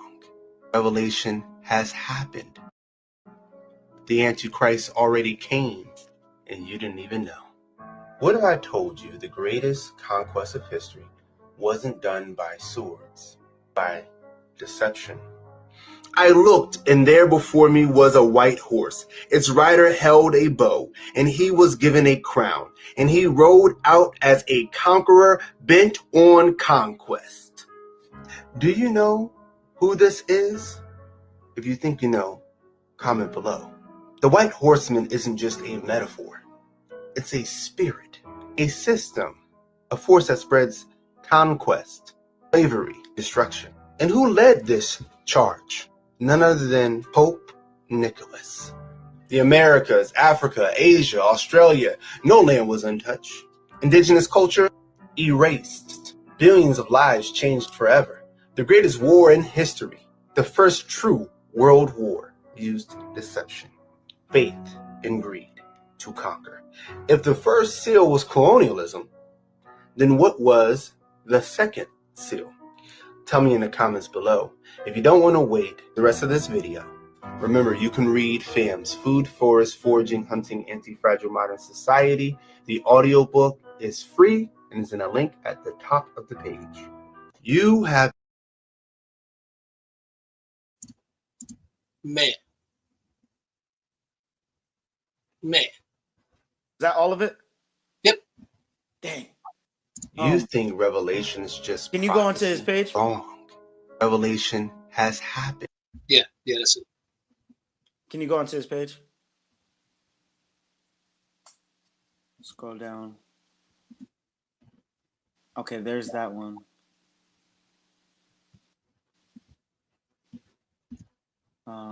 I know where the tomb of the Antichrist is. Let's go down a little bit more.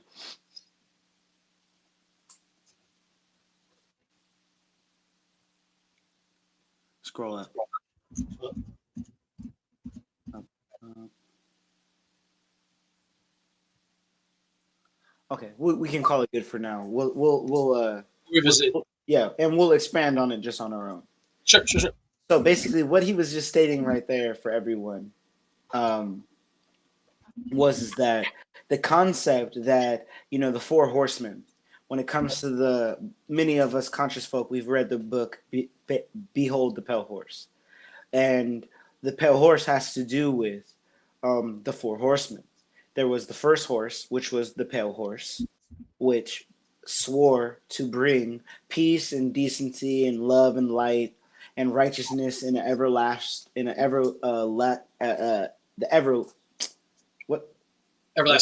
everlasting life after death and all this stuff. But in its wake, everywhere where it stepped, there was destruction. And that was the decree of that Saint Nicholas that he spoke of right there. In our next video, we'll have a little segment where we'll find the full video of it and break it down for you. Cool. But the second piece is that the next horse brought famine. And the famine was from the dereliction of the first horse and everything that it came as it walked. Everyone who did not accept what the first horse, which was why Jesus is Christianity. Hey, accept this as your Lord and Savior and you will be saved. But if you do not, you will be killed. There will be this, there will be that, and there will be war. That was the Crusades. Christians look at the four horsemen like they were amazing or they were good or they were righteous. The four horsemen were prophecies of the devil. Right. Demons. So when we look at the first horseman, the pale horse, that's why Jesus. The second horse, famine. All the crops that were burned, all the people that starved, all the people that chose to try to fight and couldn't, starved. The next horse was death itself, the black horse. And you know what that's about. King Leopold,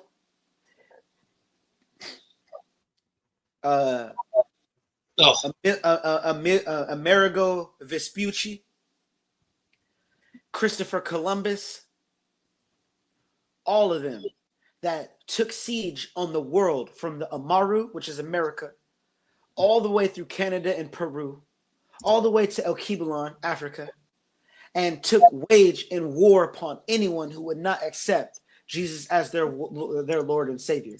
That death came. There was a mighty long battle that took place, and they destroyed and wrapped everything back up.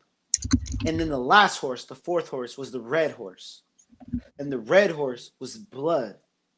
The blood that was spilled, and the blood and the passion that would be reborn into the world ultimately of what we are the children of those warriors that got destroyed, got our head hit, and we woke up in amnesia. Okay? When we are focal pointing on the Bible as if Revelations is to come, what we're not understanding is damnation already took place on this earth. They killed everyone. That already happened.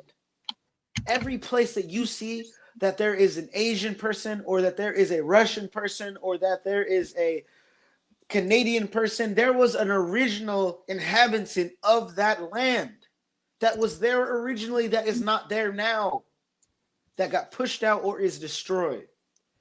And I want to make my last point by quoting a famous, very famous movie that we all know very well, The Avengers. I know we all remember when Thanos said, I'm a snap and take away half of life. That is what I call mercy, right? But notice this. The universe allowed him to do it when his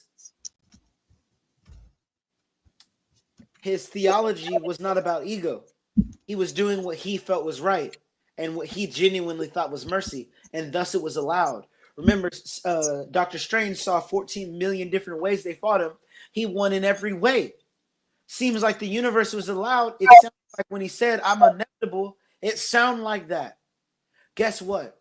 They defeated, they lose.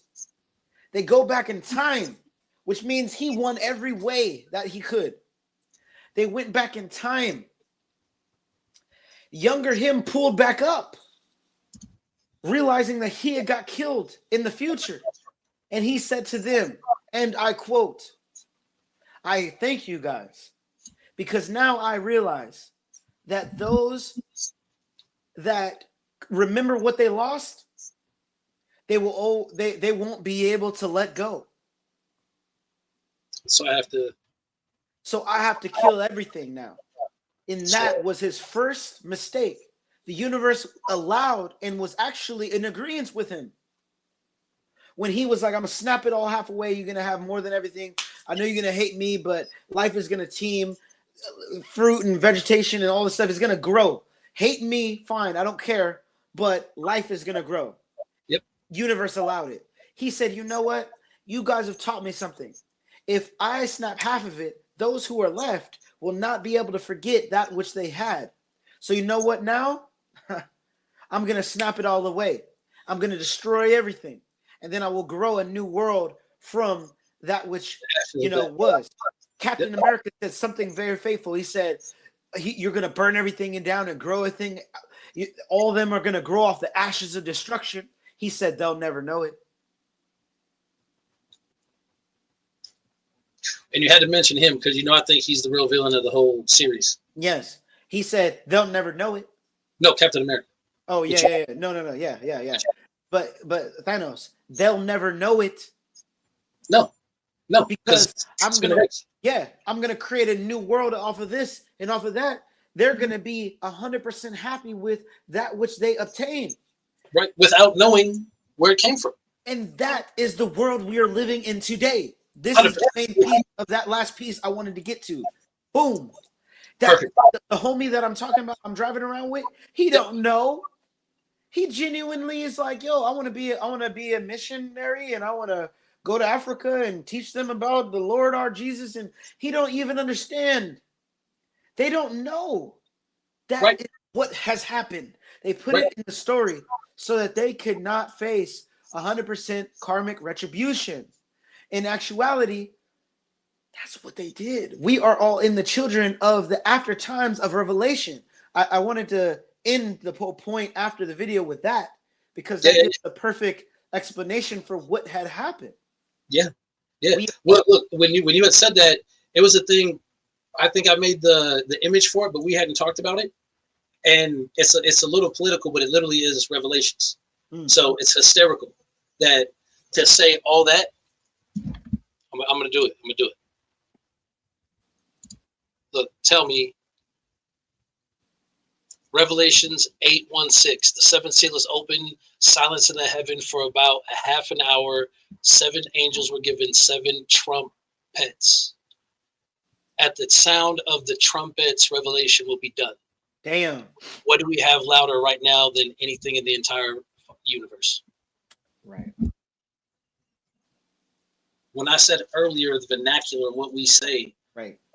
the words, Right. it's very interesting that when I saw that talking about Revelations, I was like, Right. babe, you know what they're saying right now? I'm like, what do we see everywhere? Right. So if all these things have already happened, that's the final of the seals. Now, it could just be a cool, but that's just how the universe Right. and things are just. But you know, as Commissioner Gordon said, we're not allowed to believe in coincidence. Not at all. You know, so I think that, you know, we can only go up from here. But when we're in a current constant state of thinking that this type of damnation is on its way, the world has seen a level of it you could not fathom. Right now, we're in our renaissance. You better grab hold and you better figure out who you are and take the time to understand that and grow and not live in fear and create. But they want to take away your peace of mind. 100%. Don't let them do that. The bad times has already passed. We are living in the time of the ashes of wars in ages of past time. And you know, that basically is the key right there. It has already happened. Already. And we are acknowledging who we are and what happened. And the fact that we didn't even know about this thing that we couldn't even fight. Right. There was not even an option. Like that's the crazy thing of where we are right now. Especially if you're born in the States. You know what I'm saying? I'm sure every place has got its own thing. But when you're born here, your whole path is already preset within a handful of parameters that none of us signed up for. Not a one. You know what I mean? Like we're like, oh, I want to do this, and I want to do this. We're just show up and go, hey, this is what you get to do, or you don't get to be here. Right. Those are the options, and it's all from these very broken systems that came from a very righteous and divine spot, right? And so to get more into the of it all, right? The systems of control and power from the supernatural of religions to the supernatural of stories of superheroes and supervillains and all these things, right? If we go and look at all the superheroes, you know, I love that you have brought that, bro. The Batman, give me the Batman breakdown, because this is such a bro. It's such a beautiful thing, and it allows the dissection of so many other things. This is great. Basically, it's very interesting when you talk about the supernatural. When we look at the superheroes that we have in our current time, a lot of these modalities and superheroes come from our old supernatural powers and practices of the past. And when it comes to the hypocrisy that they're trying to supplant into our mind, when it comes to superheroes, there is a huge conundrum therein. And the Batman one, for instance, is like, you know, everyone looks at Batman, you know, that likes him, they like him. Oh, he's cold. He's the smartest human. He's strong. He can knock everybody, you know. But there's a major flaw in him. And I'm a Batman fan, okay? So don't get me wrong. But there's a huge flaw in his concept because he runs around beating up these villains, but doesn't have the balls to kill them, right? He has the balls, but he has his he has a misplaced self-righteousness, so he doesn't want to kill them. But in actuality, he just puts them back in jail, and then they get back out and then kill more people. And then he beats them up, puts them back in jail, and he's keeping his concept in this loop that he doesn't understand. But we love him for it because he's Batman. But this is the thing. In actuality, he would do more good as Bruce Wayne because the money that he has, he would actually stop the poverty and the problematic systematic issues that created the Joker and Bane and you know how many people he could feed for the cost to make the Batmobile? You know, that jet, the Watchtower, this man built. So that's what I'm saying. So if he's this strategist, he can beat every single person in the DC universe. He can't figure out how to solve these problems. It's almost giving like a doctor who doesn't tell you how to stop the initial issue, but instead gives you a Band-Aid that he prescribes to you so he can keep making medicine. He keeps prescribing these things that are doing really nothing to the initial issue, but in time, in over time, he's benefiting from there being the issue itself, so he can keep providing you the prescription. Batman is living in a system that is creating more of the villains that he needs to fight so he can become Batman. When in actuality, he's supposed to beat people up. He could use his money to fix the issue so that the villains would never even become. And therein becomes the issue. Instead, they get us identifying, so to speak, with we all love Batman. But the villain, in some cases, is very justifiable in what they're doing and what they're trying to accomplish. Right? Makes sense. Like Bane from Batman, right? He was literally wanting to wipe out the filth of Gotham. The whole city is corrupt, from your police to this, to this, this. He didn't go attack Metropolis. He didn't go attack Smallville. He went and attacked the place where all the corruption was. But to take out the corruption will be to acknowledge the broken system. So Batman is the hero. As long as the hero, quote unquote, is helping the status quo, it don't matter what he do. Batman can whoop everyone's ass. The Green Arrow can kill him. They're keeping the status quo. But the moment Killmonger walks in and is like, yo, this is all for, what are y'all letting him do to our people? Now he's the bad guy? He didn't say anything wrong. Crazy. Not a thing. What did the Joker say? He said, if I say a car full of gangbangers or a truck full of soldiers is going to get blown up, nobody bats an eye because that's part of the plan. But the second I say one little old bear is going to get shot in the at Prime at the center of Prime Square, everyone loses their minds because that's not part of the program. If I say gangbangers, well, they gangbang. That makes sense. Soldiers, they are in war all the time. No one trips. But as soon as we say something that's a little off the script, everyone starts tripping. And that's that right there. Batman doesn't want to kill. Do you know how many people the Joker done kill after his 8th time of getting out? Kill him. But no, you need him. Absolutely. Because it's not really about doing good. It's about justifiable whooping people down. Right. That's it.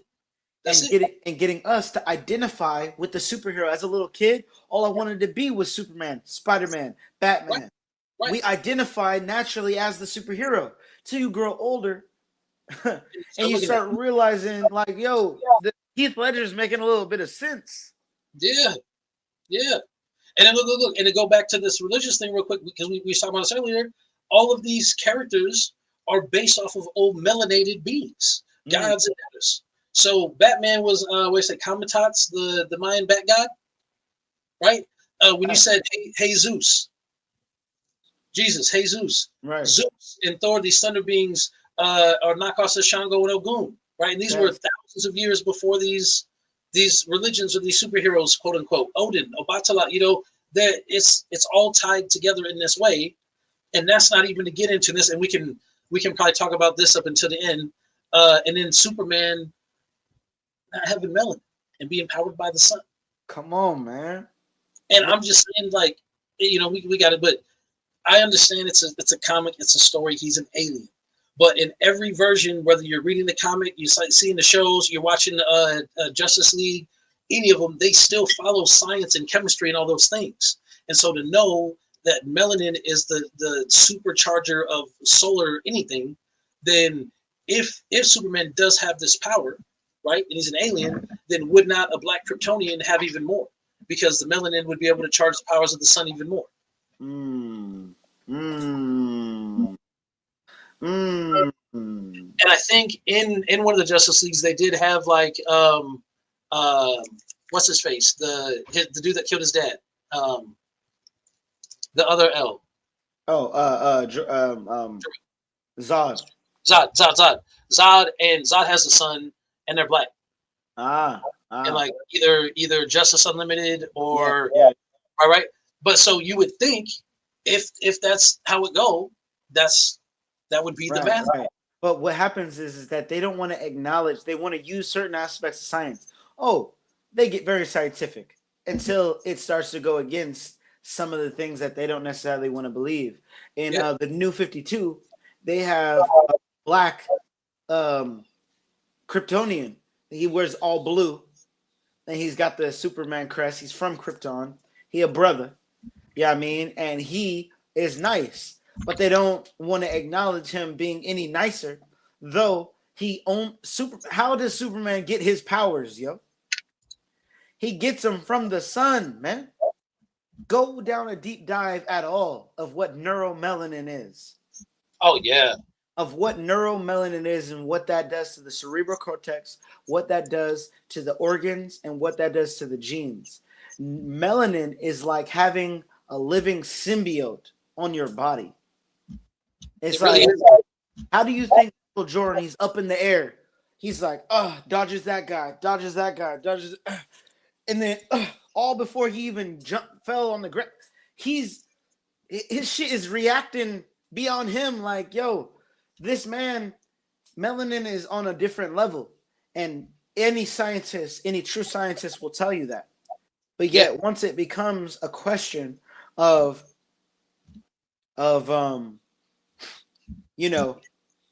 something that changes the status quo. It changes the status quo from the power structure. They want to then nerf him. You know what I mean? If Superman gets his powers from the sun, it only makes sense that his skin would need to have more melanin to absorb more of the sun rays. And if it doesn't, then he thus is limited to some degree. Even though he can still absorb it and still get energy from the sun, it will only make sense that the other dude will get more energy from the sun than him. Right. You know? Right. That makes sense. Right. And look, when you're saying the science would change, that's why I'm listening. I'm trying to find this video, but I literally just watched like Neil deGrasse Tyson, right? And he was talking about, like, I want to say into the 80s and the 90s, the term Neanderthal was like the biggest insult that you could give someone, right? Because they believed that all people were connected to the Neanderthals. Right. So during that time, to call someone a Neanderthal was like a big insult, like, you big dumb Neanderthal, right?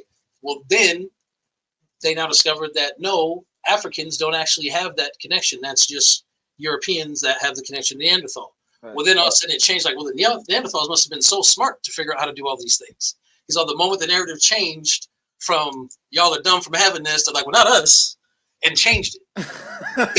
So this again is one of these things. So where if we don't like how it's making us, we have to change it. And that's the thing is, we should all understand that there's positioning and roles and just the truth and be okay with it. Right. The good, the bad, the everything, but you have to be in a version of acceptance of what is what to be able to move forward on that. So that is the biggest conundrum of all of them. Right. How do you come to these understandings and understandings about yourself, your answers, all those things, and move forward without having the humility and grace of acceptance? You know what I'm saying? We all come from different versions of bad. Right. We all have people in our tree that have probably hung from it. Some people. Really, somewhere. That's what I'm saying. Who knows how far back? Yes, we all do. So the grace of the past is very, very easily done if it changes the current system of reality.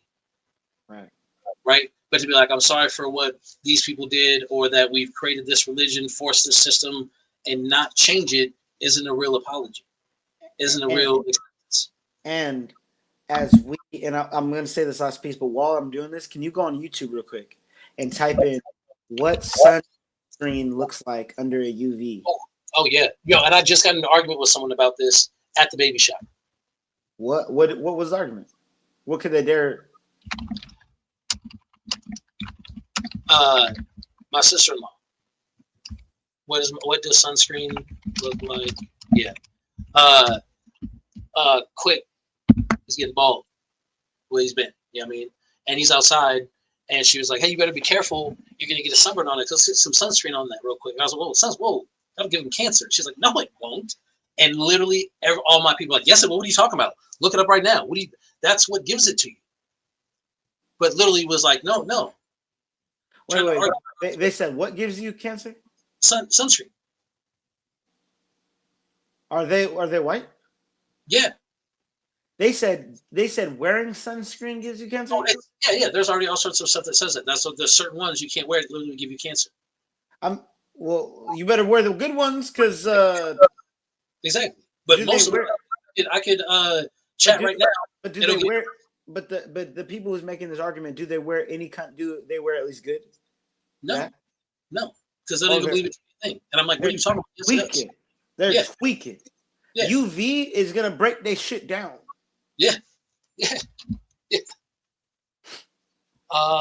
see. Oh, here you go. Got you. How sunscreen protect from UV light? Oh, wow. Yes. Oh man, so funny. Share. Oh, look at this.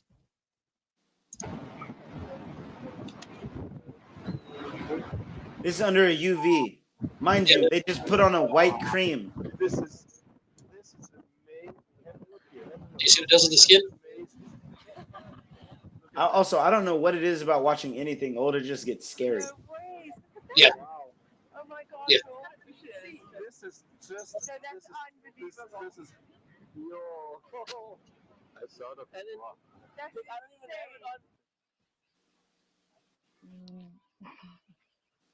Yeah.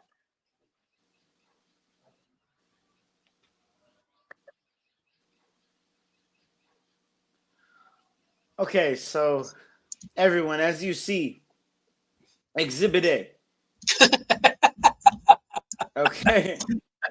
What are they putting on themselves? And when they do that, first off, what are they putting on themselves? Sunscreen. What does sunscreen do? It protects you from the UV poison and the strength of the UV rays that would otherwise damage your body and your skin and potentially can cause either not lymphoma, but melanoma. Now, this is the thing. Even me, being in too much sun, if you are not hydrated enough and your body is not hydrated at its peak, you will not be able to advance yourself in melanin. I've got my stepmom, she black as hell. Skin so good, so smooth, doesn't need to wear no shit. I bet she can go out there, she completely protected and fine. You dig what I'm saying? Yep. There is a temperature where that shit will start fucking with me. Yeah. Okay, I'm not that. I'm not, you know what I'm saying? I'm not all of that. Yep. So I'll say all that to say. Yeah. I say all that to say that what we got to do is hydrate ourselves over and over and over again. When we look at the term that says, accept Jesus as your Lord and Savior, or accept the Son as your Lord and Savior, and all things will be fine for you. It doesn't matter. You'll make it into heaven. And when you look at it as SON, you like, so I can kill somebody and then I'll still be accepted because I accepted Jesus as my Lord and Savior. What does that mean? But take that same concept and make it the Son. SUN. Yeah. If you accept the Son as your Lord and Savior, it doesn't matter what you do, you'll be accepted into heaven. Yeah. And right? what's wild is, even at a scientific level, we can prove that the sun is responsible for all life on the planet. All life. All life. All right? life. And so look. So with the sunscreen thing, real quick, because you're 100%. Yeah. With the sunscreen, chat, The chemical oxybenzonate and others possible with long-term use, avoid using daily. Will give you cancer. Mineral zinc oxide, low risk, especially with the non-nano. But no sunscreen and lots of sun, UV damage, high skin risk. Limit unprotected exposure. Now, your level of protection is going to be based off of your melanin, and your melanin is going to be based off of your exposure, right? So I apologize, I can't say the name of the dude that just said this. Was a beautiful thing. He said, and it's the same thing what I'm talking about with the sun, what we're talking about right now. He says, people don't understand that you can't get healthy and get muscle the same way. You have to do it the same way that you get sick. It takes time and repetition of bad habits to get sick. It takes time and repetition of good habits. So like even with my boys, you know what I'm saying? I could get Jeanette in here right now. I told her, don't be putting sunscreen on these kids. Right. They're already a melanin. Right. But don't be out here for 2 hours on day one either of the summer. Come out for 10 minutes, get the exposure, let the body build up, and add on 5 to 10 minutes a day until you can see it. Right. Right. You go that route, it doesn't even matter how, because everyone's got melanin. Of course. But you just have to be smart and be honest about where you're at. You know what I'm saying? And it's such a huge thing. Two other big problems that people have, and it's another part of where this cancer comes from the sun, is your eyes are your photoreceptors. Right. So many women go out and they lay out in the sun with sunglasses on or with those things that block the eyes, and that filters the sunlight from hitting your eyes to even allow certain synthesis in your body to absorb the sunlight. So you'll actually have a higher, and you can Google it, look it up. You'll have anyone watching this. There's a higher chance that you will get skin cancer if you wear sunglasses or have those things over your eyes when you're out in the sun. Dang. Huge difference. Huge difference. I'll ask Chad in a second. The other part of that is if you're not grounding, you're getting all this radiation without it ever diffusing out of your being. So the shoes and other shit that you're wearing and not being on actual earth is also increasing your overall load and increases your chances as well. Right. You are a walking plant. Yes. Treat yourself that way. Hydrate and be grounded and love the sun. It's real simple. Very simple. And if I may too, the environment that we're in, you know, I live in Oregon. It's very, very clammy and cloudy.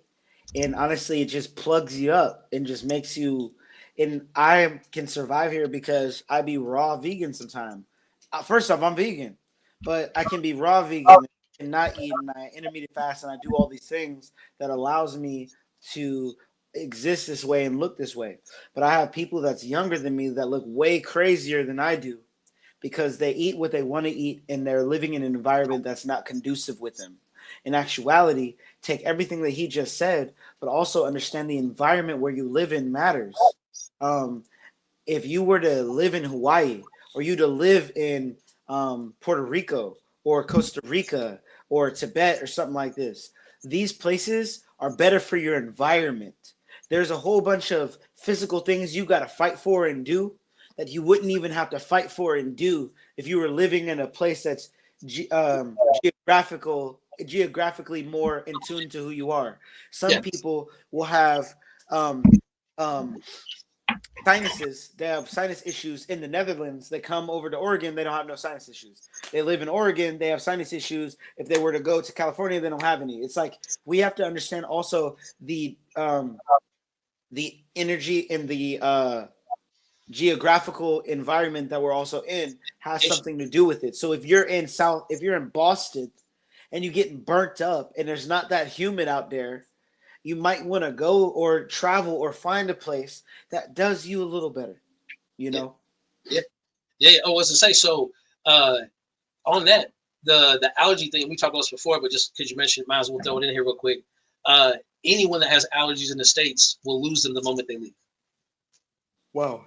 So that's exactly what I'm saying. It's all, and that's why, because they killed all the female trees in the States. Right. So all the trees here just give pollen off. Right. Always. So they never get shut down. Geographically, there's places that have female and male trees that spawn and grow normally as it should be. Yeah, so like you will notice that you might have way more skin irritation if you living up here in Oregon. It's very dry. I personally am a person that needs to live in a place that naturally makes me exfoliated. You know, I do. I do. No. I'm saying that because you remember that time he was down here. Yeah, So yeah. the- It's real. degrees outside for real, and I couldn't find this man inside. And I'm sitting here going, I know he ain't outside right now. And this man was outside perched like I'm exfoliating. I was like, yo, at least get in the pool, cool down for a second. He's like, Yo, I did say exfoliate. You did, but you really was though. You was just like it was crazy. I remember he said, I'm exfoliating. I'm like, all right, man. Just the pool for a second. No, I'm good. And you know me, I'm overheated all the time, so I was for real worried. Like, yo, man, you sure? Yeah, you all kept checking. You were like, yo, you want to drink some water? You sure? I was like, no, bro, Yeah. fine, bro. Yeah, That's hilarious. But I need I told you I was gonna look it up because I'm telling you, it's crazy people don't know this. Sunglasses. Yeah. So it says your eyes are light sensors, not just for vision. Yes.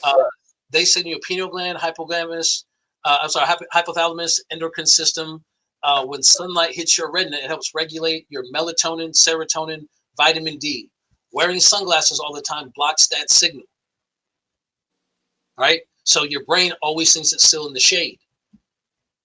This means vitamin D doesn't get made as much, and it's a cancer preventative hormone, not just a vitamin, especially for colon, breast, prostate, and pancreatic cancer.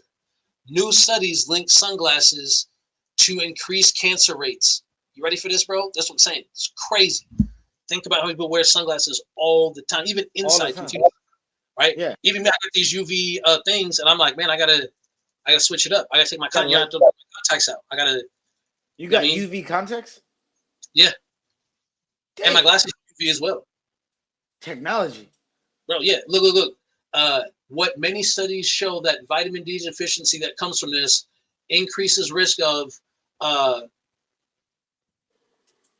colorectal cancer.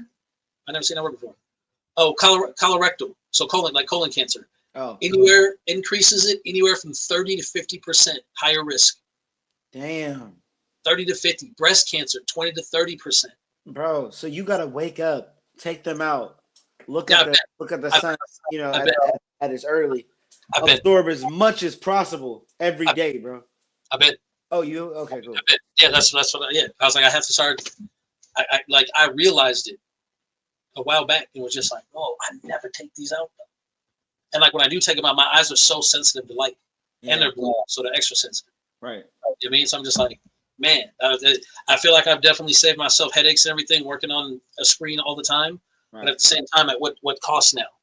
You know what I mean? But my body's super healthy. You know what I mean? We're good. Of course. But yeah, so I'm saying, so that's just another thing of more things we want to talk about and offer to people because, again, how many people wear sunglasses all the time? And especially when people are wearing sunglasses while they're out suntanning, I see that here the most. Right. That's literally the time when you need to not be doing that. I mean, at least close your eyes and let it pierce through the lid. Yeah. Even when I'm doing my red light, I've even been taking this off more often to let that, you know what I mean? Yeah. Because let that happen. That makes sense, bro. That's deep. That's very deep, bro. So I'm saying, and there's no way that they don't all know this. Oh, they do. So again, here we are back to another system to keep us sick and keep us in this little loop. Yes.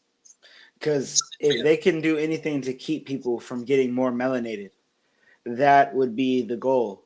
Everything on this earth, if you eat right, you drink enough water, you get enough sun, you're going to catch a tan. You know what I mean? You're going to catch a glow. Yeah. They want people as pasty as possible. They will. On the insides too. You know, Dr. Sebi talked about it. Right. You get pasted things inside, it clogs up the organs and the whole system. True. And paste. True. Paste makes waste. Yeah, I mean, so, this has been a good breakdown today, bro. I think so.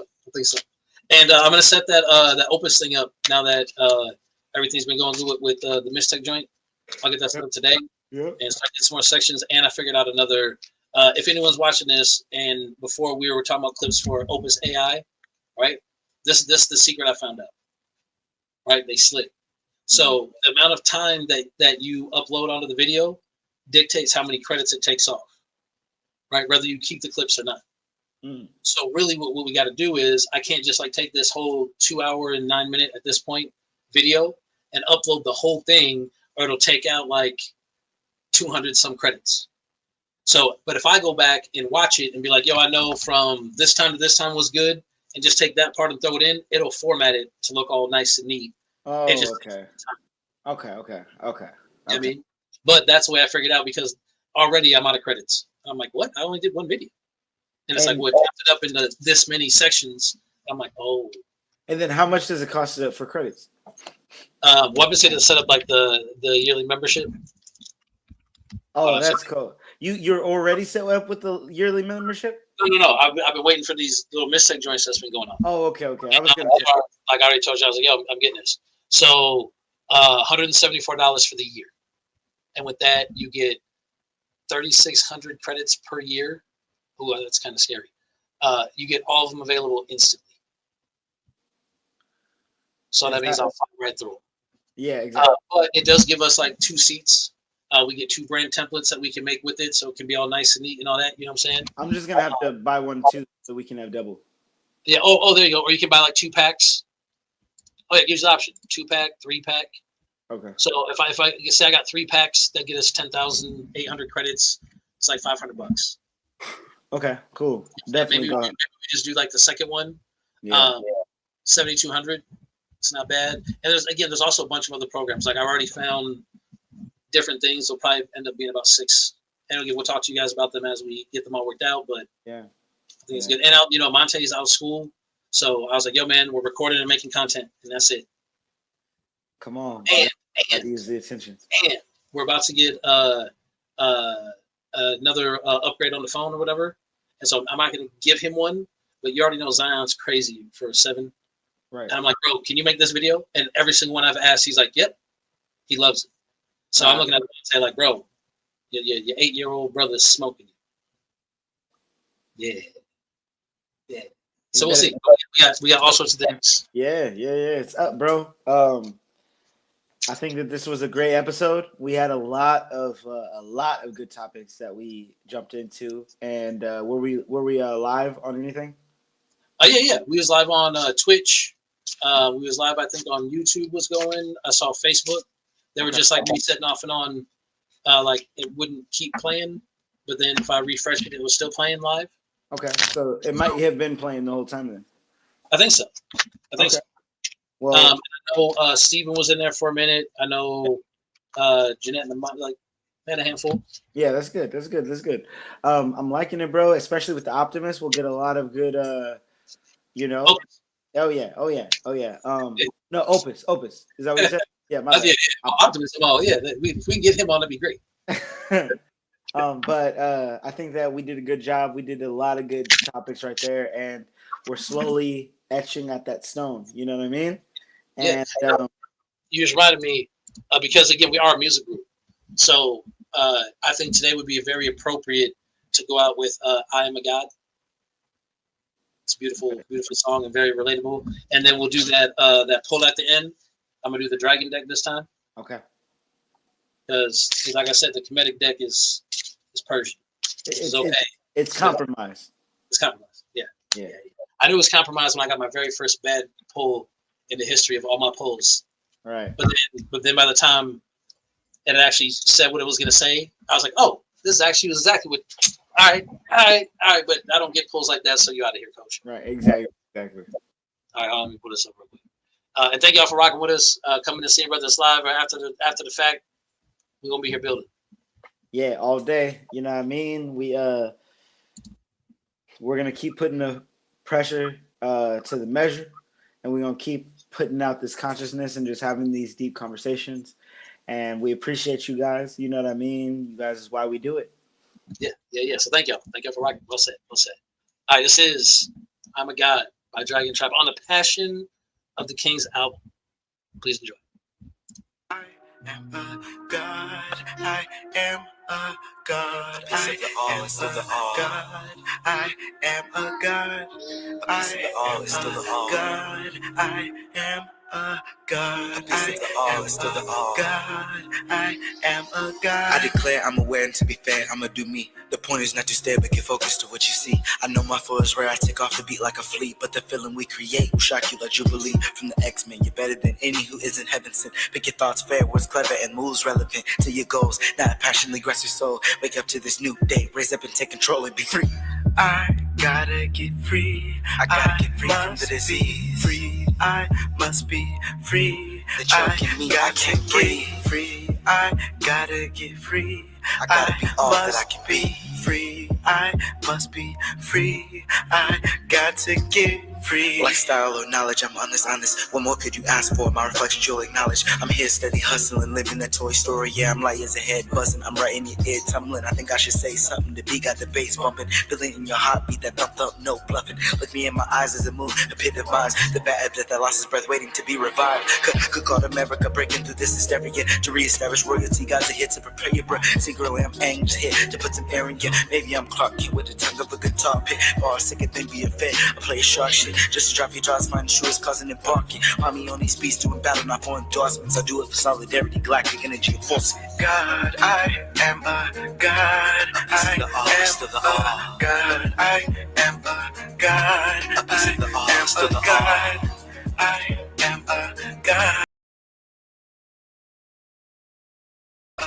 God, I am a God. God amongst men, but still in a man's body. Put me in human form, cause they think that can stop me. I override and copy, you override and copy. Transcend from within, then become what you embody. Maybe an elemental or a keeper of the time. A dragon in my sense, also a god of the divine. For many other lives, check the scrolls I left behind. For the keys for me to find so I can free my mind. I gotta get free. I gotta get free from the disease. Free.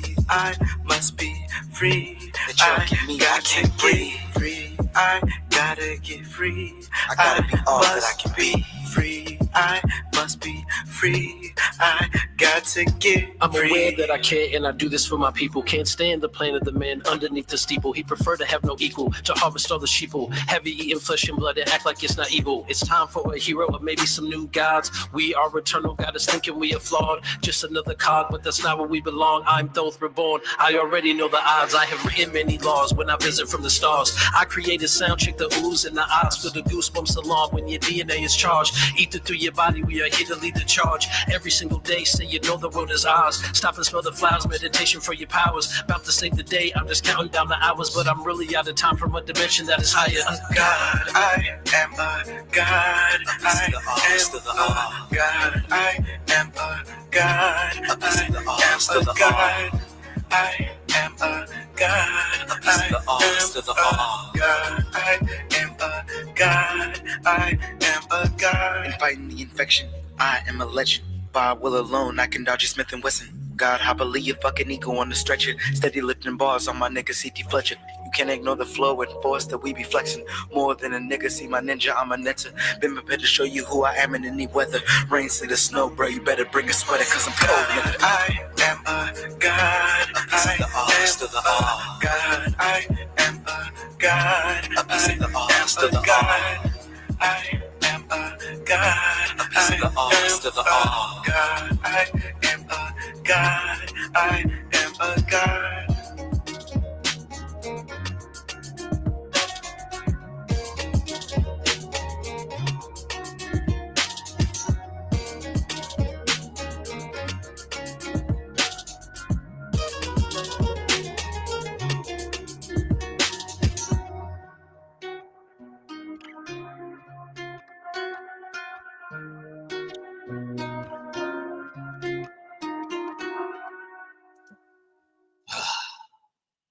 Man, still got to be one of my favorites, man. Yeah, every time, bro.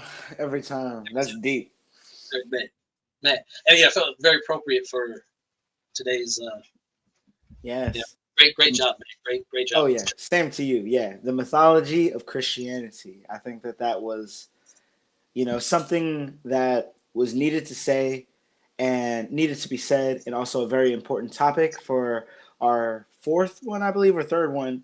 But also, I do believe that it'll be one that we will bring back up in the future. Absolutely, and I think this will be one that we hit on a lot of keys and lots of things we can reference again. Yes. Yeah, yeah. Definitely. And we definitely know when certain people see it, they want to maybe try to come in and have a talk about this. Oh yes. Oh yes. Exactly. We do hope. We do so hope. Hey. All right, so I'm gonna shuffle these. Let me know when to stop. We're gonna look at what the card for this week will be, and then we'll touch back on it next week's episode and give the full breakdown. Are you shuffling now? Sir, yes, sir.